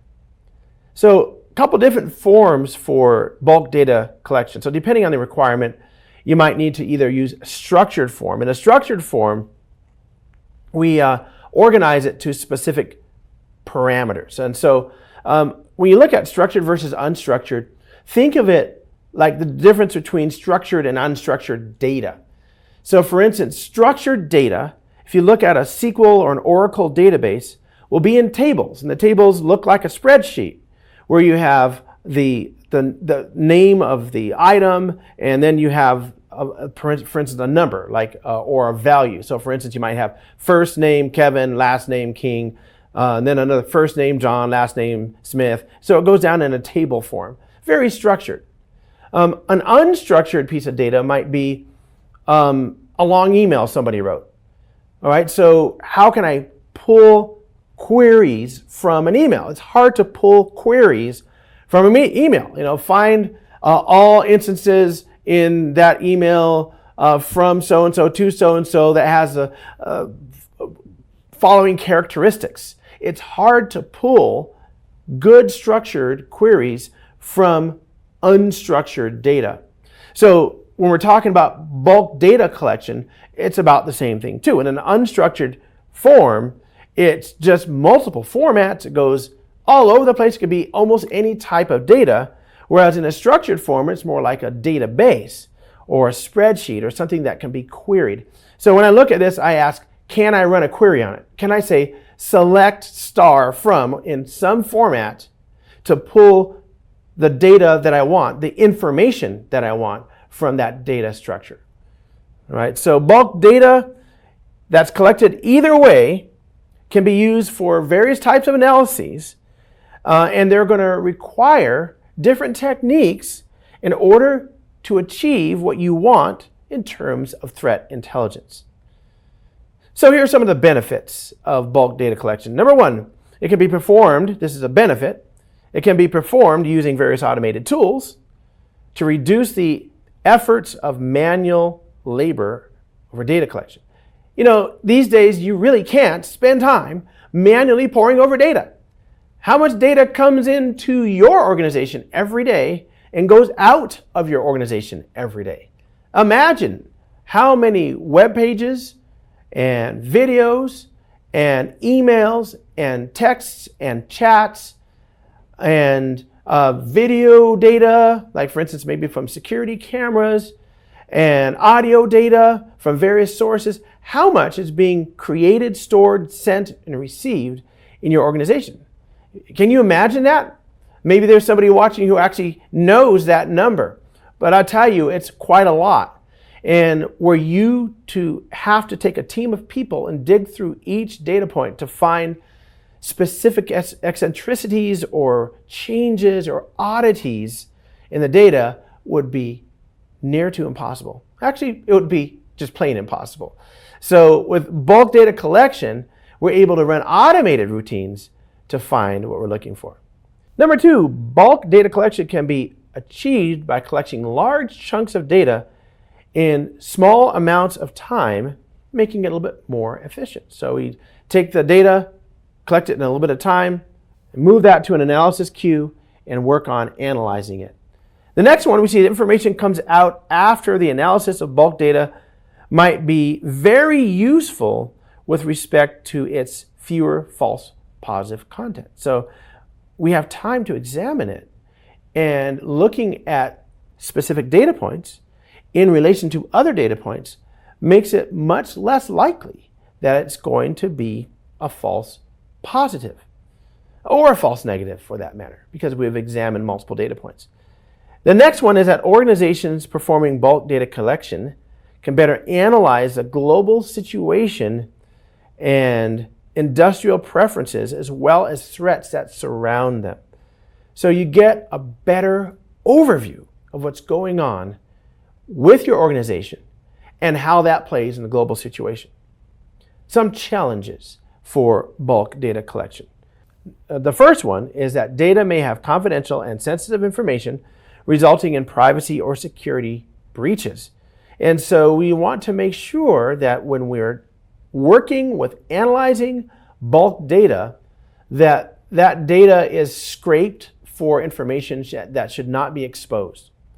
So we want to make sure that any information that's in the bulk data is not confidential, that it complies with our standards like HIPAA and other requirements that we have on the organization.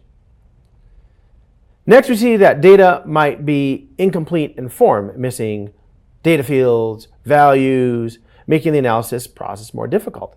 What's that called? If you have data that doesn't have fields and values and it looks all nice and it's easy to query, that's unstructured data, right? And so with unstructured data, it's going to be difficult to process and it's going to take a lot more time. And frankly, it's going to take a lot more CPU power, a lot more computer processing power. And you might want to spin up cloud resources in order to do some of this processing. And in that case, again, you need to be very careful with privacy and security. Lastly, as a challenge, analysis and processing of the data is a time-consuming process. And some data might be required immediately. You might have just left a meeting, and you might be under a directive that you got from management that says, we must have answers today or tomorrow or this week, whatever the time frame is, but yet you have 5 terabytes of unstructured data in order to process to get that answer.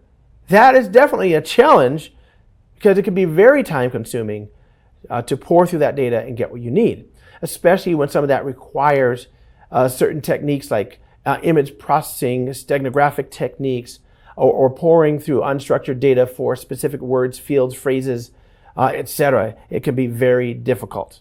So challenges, yes, big data is a big challenge, but bulk data collection can help in many other areas. Let's talk about some tools for bulk data collection. So one of them is Telend, and it's a nice tool. It's a big data integration framework to help you process massive amounts of data. It helps to automate, simplify. The framework is very cool. There are many different types of tools that you can import into it. There are tools like Amazon Redshift and Oracle Data Integration, IBM Analytics, SAS Data Integration Studio, and many others. So if you want to find out more information, obviously you can look this up. If your organization has specific big data analysis needs, you may need to be using one of these tools. Next, we look at understanding data processing and exploitation. With an introduction, then we're going to look at structuring and normalization of collected data. We're going to look at data sampling and data visualization. So let's jump on into it. So in terms of threat intelligence, we have data collection. We talked about that, and acquisition. What we want to do after that is process the data. We've collected a large amount of data. We've analyzed it. We're going to process it now. So the data collection stage starts with OSINT and HUMINT. It goes all the way through bulk data collection and maybe looking at other feeds and other sources. And then we move from there into taking all that data and structuring it and normalizing it. Then we store it and visualize it, and only then can we share it. So the first thing we look at here is just an introduction to that process. So when we look at data processing and exploitation, we want to reduce the collected data into a useful and reliable piece of information that can be used by threat analysis, can be used in threat analysis. So once we get that data, we're going to be able to take it and put it into reports and use it to give to all of the stakeholders who are responsible for making decisions in terms of that data.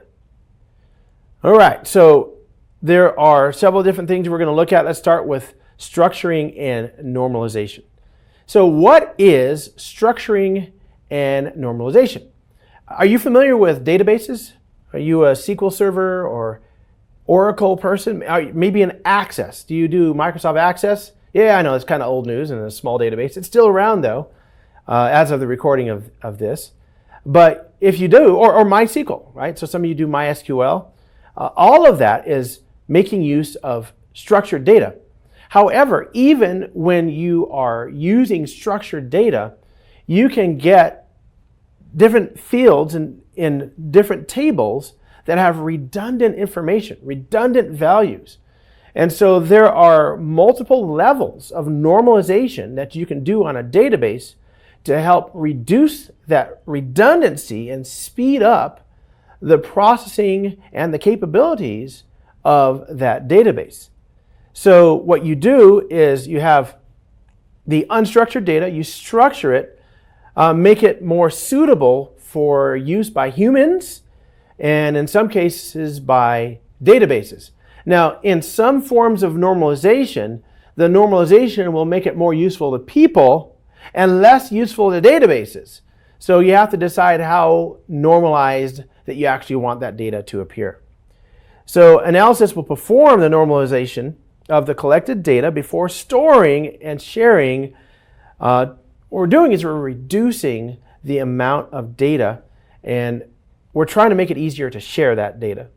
And so we're going to filter it, we're going to tag it, we're going to queue that data, and we want the relevant structures to be sorted out. The large amount of unstructured data, we want only what is relevant to be useful. And that's part of the structuring and normalization process. Now, in terms of databases, there are actual mathematical methodologies for normalization. And depending on the type of data structure that you're using, there are mathematical ways to do that. For structuring, it's going to really depend on the type of data that you're running and the tool that you're using to structure that data. So if we look at the data source, so we have a data source here on the left, we have the bulk data collection, we have a bunch of pages, or these represent the chunks, just the data itself. We go through a normalization, looking for accuracy, reliability, usability, feature selection and extraction, alert correlation, anomaly detection. And out of the bottom pops structured and normalized data. It's that easy. Well, actually, it's not that easy at all, but that's the process that we follow to get that normalized data. It'll be like, for instance, let's say that you have 500 gigs of email. That's a lot of email, 500 gigs of emails. And what you want to do is find out any email that indicates that it's part of a method to deliver malware, right? So we're looking for certain word patterns, certain types of expressions, certain types of links. We're looking for IP address for the source IP address. We're looking for the types of users to whom it was sent. And we put all of this into that little funnel down there that says normalization. And we take that little funnel, and that little funnel represents all the processing that we're doing.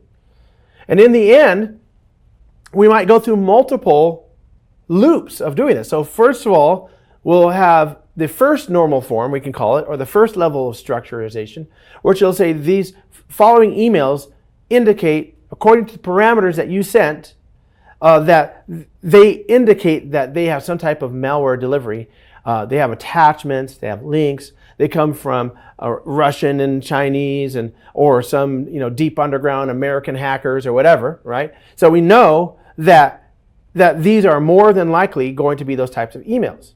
And then our second pass might be to take the phraseology that's similar on each of those and to come up with a common phrase for a specific type. And then we take the different phraseologies and sift those into different types.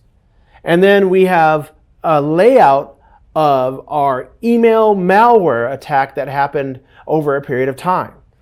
So that's just one small example of taking unstructured data and using algorithms, AI, tools, whatever it takes to sort it into something that's structured and normalized. Once it is structured and normalized, it can become a real use to us. Number one, we can take that data, especially if it's structured, and now we can run queries against it in terms of SQL, MySQL, whatever. We can turn it into something that we can query. If we can query it, then we can make reports. We can find out information about it. And also, if it's normalized, then we can make it easier to read by the people who need to read it. So here are 4 methods for structuring that data. Number 1 is STIX. That's going to be structured threat information expression. This is a community-driven effort, part of the MITRE standards, both human understandable and machine readable. We're talking about both of those, right? If it's machine readable, we can make it human understandable. If it's human understandable, we can get it to the people that need to read it and understand it. So it'll give us information on threat actors and incidents and tactics and techniques and operations. So that STIX. Next one is CyBOX, which is a Cyber Observable Expression. This is a standardized language, again, created by MITRE. It encodes and communicates information about these cyber observations. It gives us a common solution for cybersecurity related use cases. Next, we go to OpenIOC, which is Open Indicators of Compromise, used to trace advanced threat actor campaigns, techniques, and tools. And it consists of metadata references and definition of the IOC. And next, we go to TAXII, which is Trusted Automation Exchange of Indicator Information. Again, this is by MITRE. Includes hundreds of technical specifications and messages, and it's used as a protocol for security sharing of intelligence and STIX and CyBOX, so they work together. What you'll find is that when you have a data normalization or structuring solution, we'll look at that in just a little while, it's going to include multiple methods, including STIX, CyBOX, OpenIOC, and TAXII. It won't include all of them necessarily, but often it'll include a lot of them. So often what we do with data is we sample it. Have you ever heard a study in the news that says 78% of people who do this, that, and the other thing have this, that, and the other thing happen to them, right? Or 35% of people say they're not interested in blah, blah, blah. And they just put that big graphic up on the screen, and what we need to realize is often that doesn't mean much. One of the most revealing books that I was assigned to read in college was called How to Lie with Statistics. Do you know that 78% of people can quote made up statistics? Yeah, I made that up, and I can do it myself. So what I'm saying is often this is done through sampling. So for instance, you'll take a group of 28 people and you consider them to be a sample of a specific generation. These 28 people represent Generation X or millennials, or these 28 people represent people who like to buy laundry detergent or whatever. So you're not going to take all people who have ever bought laundry detergent or everybody who has ever been in Generation X. No, we're going to just take a sample. Now, when we're sampling, it can be useful because of what's called statistical significance. What statistical significance says is that at a certain level, a randomized sample will be equivalent, roughly equivalent to the whole. So to get a random group of people from a specific generation will represent the whole if it's large enough and randomized enough. So when dealing with data sampling, you have to be careful that you statistically represent the data that you're dealing with so that your calculations are not skewed. And sometimes you'll hear this a lot in the news, where you'll hear, this report says this nutritional supplement is dangerous. And then 3 years later, this report says the same nutritional supplement makes you live an extra 25 years. 5 years later, this report says it's the same thing, and they're saying different things every time, right? Why? It's because of the data sampling techniques that are used. And one of the problems with data sampling is another statistical word. It's called bias. So if the sample itself is biased, or the person who's running the collection is biased, they can introduce a statistical variation into the actual numbers. And so that's why you get all these varying reports. And so scientists, mathematicians, statisticians work very hard to try to remove bias in statistics. That all said, data sampling is actually very useful. So just be careful how you sample your data. So you take a small portion of the data from a huge chunk of data. That small portion of the data needs to be a representative sample of the data. And then what you do is you take that sample, and it's a generalized sample, and then you run your analysis on that sample, and you're able to get a good snapshot or a picture of what's actually going on. Here's an example. Let's say that you have a huge data pool. It's going back to 500 gigabytes of email. And as it turns out, you're going to pick a randomized sample using some type of randomization algorithm of just a percent of that 500 gigabytes of email. And then from there, now that you have a small sample size, you can run your analysis on a small sample, and then you can get your averages, your statistical information, your charts, your data, normalized data and structured data just from that sample. Often what people will do is they will cross-reference from multiple samples to make sure they all look the same. So data sampling is very important. Let's look at some of the types of data sampling. One is probability sampling, and this is random, generalized sampling. If you look here on the slide, you'll see that we have just dots almost everywhere. These days, we can do a very good approximation of randomness. There is no real randomness. If you look at randomness versus the stochastic distribution of everything in the universe, it's actually very interesting. But this is actually pretty close. You can get pretty close to randomness. But sometimes you don't want randomness. You want purposive sampling, which is the second one we see here. This is sampling specific information chosen through a transparent selection process. So let's go back to that 500 gigs of email. What if the 500 gigs of email, of the 500 gigs of email, only 300 megabytes of it actually has any indication of virus activity? And we really only want to look at the emails that have virus activity. So we're not going to randomly sample the emails. Rather, we're going to look at we're going to pull out all the ones that have virus activity indicators, and then we're going to sample those, right? So specific information is chosen. And then we go to convenient sampling. And so these are based on availability. Very quick, easy process, but it's less credible, right? So let's say that you're a consultant and you talk to your customer and they say, yeah, we have 500 gigs of email. You say, great, I can use that and find out what's going on in your organization. And they say, oh, no, you can't. Actually, half of that is classified, so you can't look at that. The rest of that has medical information on it, so you can't look at that. And you would say, well, what can you give me? Well, I have these 10 emails I can give you. They're all just spam. So obviously, if you're looking at something that is not even a good representation of what's happening, it's convenient, but it's not going to get you good data. So probability and purposive sampling are where you really want to go, not for convenient sampling, but sometimes that's all you can get. All right, now let's look at storing and data visualization. So now we've collected a huge amount of data. We've structured and normalized it. Now let's look at storing it.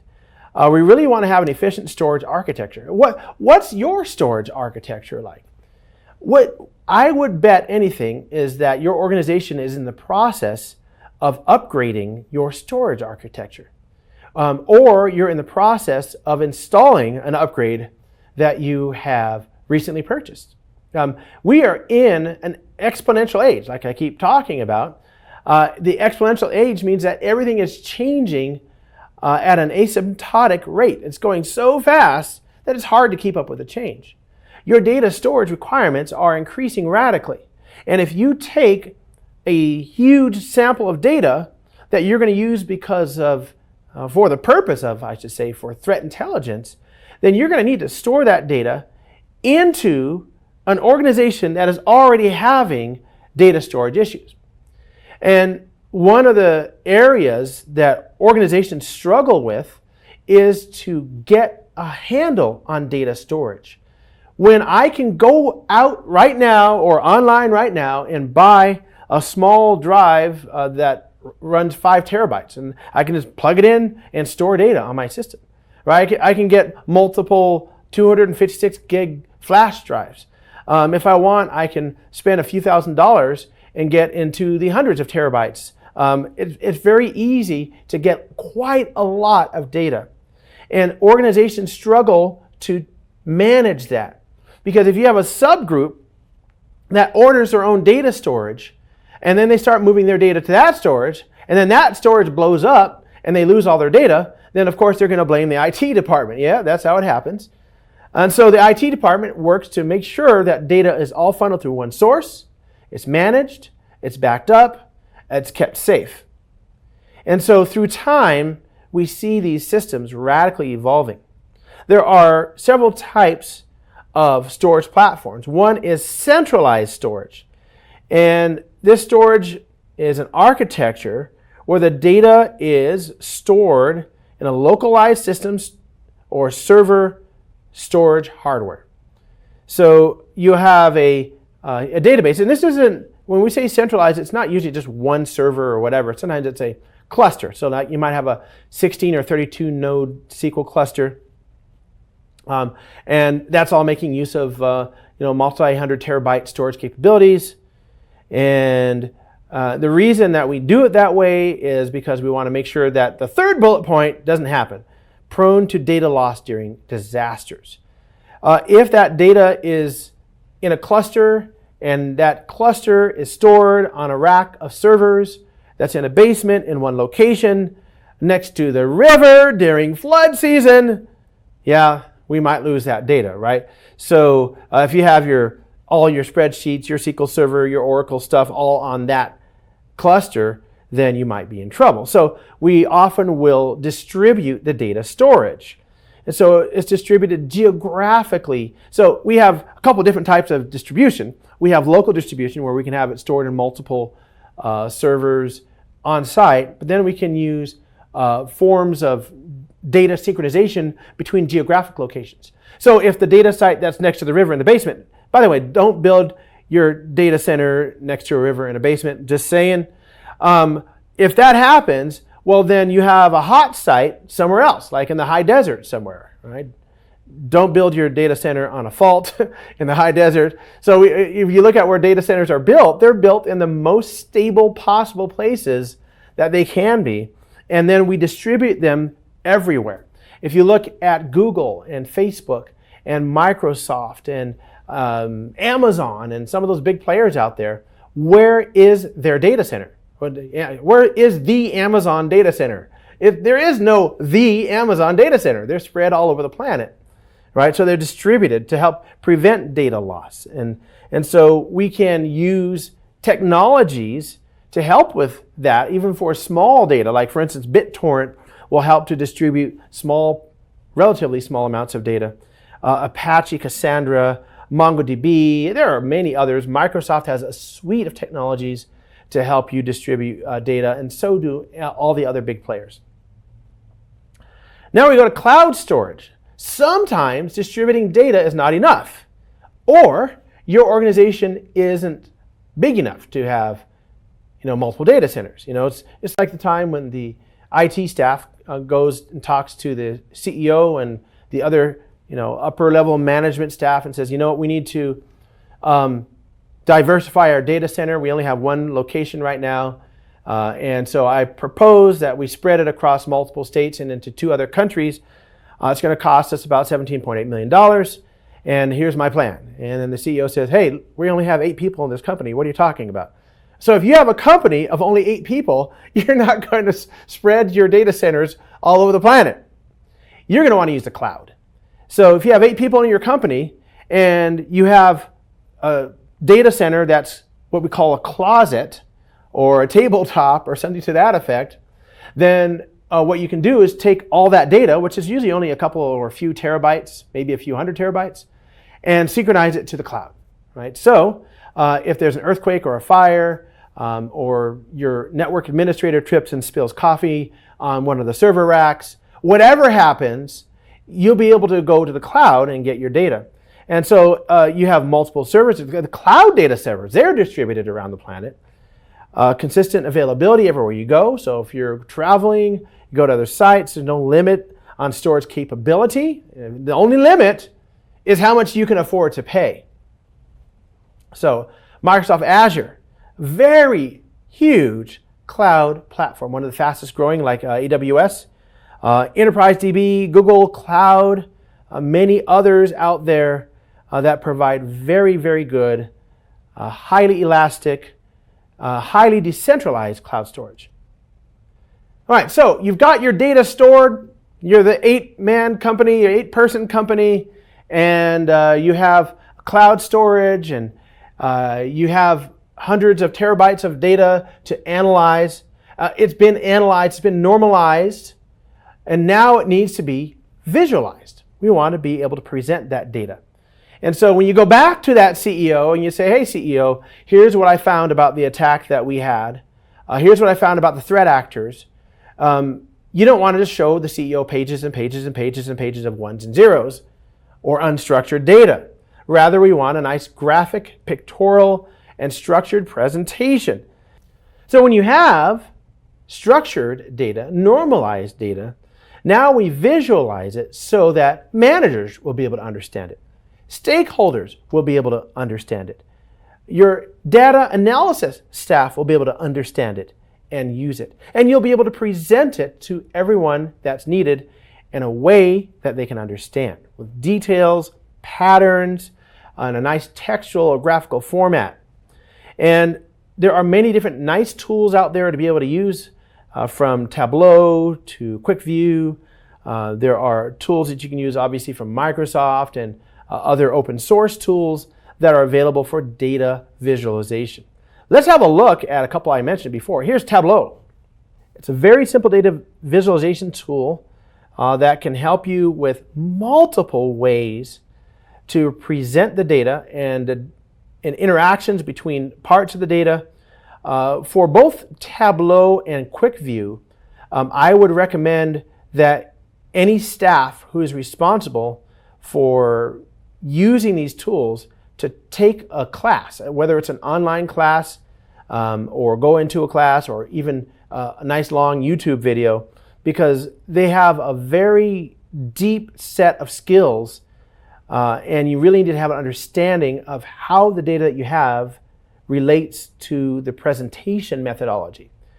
Another area that's important to keep in mind when presenting the data is that snazziness, having really good graphical effects, is not what we need here. I remember when I was directly out of college and I had a very low-level job at an organization for about 5 months, and then a management job came up. And I was, the dark horse. I mean, no one thought I was going to get this job, but I had the college experience, the IT experience, and I interviewed very well, so I got the job. And I immediately started making the snazziest of presentations. I mean, they were great. I mean, the 3D graphics and so on. And then the vice president of the company took me aside and said, you know what, when you do presentations, can you just make them flat so I can actually see this line? I want to follow it across that number. And so I started making more plain presentations. So you really need to know what data you have, how it needs to look, and how to present it, right? So make sure that you send your people to some type of education for Tableau or QuickView or any of the other tools that you're using for business intelligence. All right, so sharing the information. You have the presentation, you have the data, everything's ready to go. So the threat information, you've extracted, you've sampled, you've normalized it, you've structured it, and now we are going to extract that threat intelligence. And so it's going to be necessary for analysts to share that information in departments and management. And another thing to keep in mind with this data is it's going to make the rounds. So you want to make it as understandable as possible. What I mean about make the rounds is I create a PowerPoint presentation from my Tableau data, and then I give that to management, and then management says, I want this presentation made available for my other business units. And so I send or post the presentation, and then the other business units pass it to their staff, and they make the same presentation to other parts of the organization. So we want to make sure that it is well done enough to make those rounds, to go from place to place. Right? So lots of officials, there might be further analysis on that data. We might need to work in collaboration to fight against those threats. There are also many other types of secure threat sharing techniques that we can use to help with further analysis. And so eventually we end up sharing it, rehashing it, going back through it, making sure that we understand what happened and that we make plans for the future. So in this module, we have looked at the importance of data, its reliability, and collection. We've looked at and discussed building threat intelligence. We've discussed building threat intelligence collection plans, feeds. We've looked at the different types of threat intelligence data from human to OSINT to IOCs. We've also looked at processing, exploiting the data, structuring the data, normalizing the data, and in the end, we looked at presenting that data. In the next modules, we're going to discuss various threat analysis techniques to extract threat intelligence. And meanwhile, we'll have a look at our labs.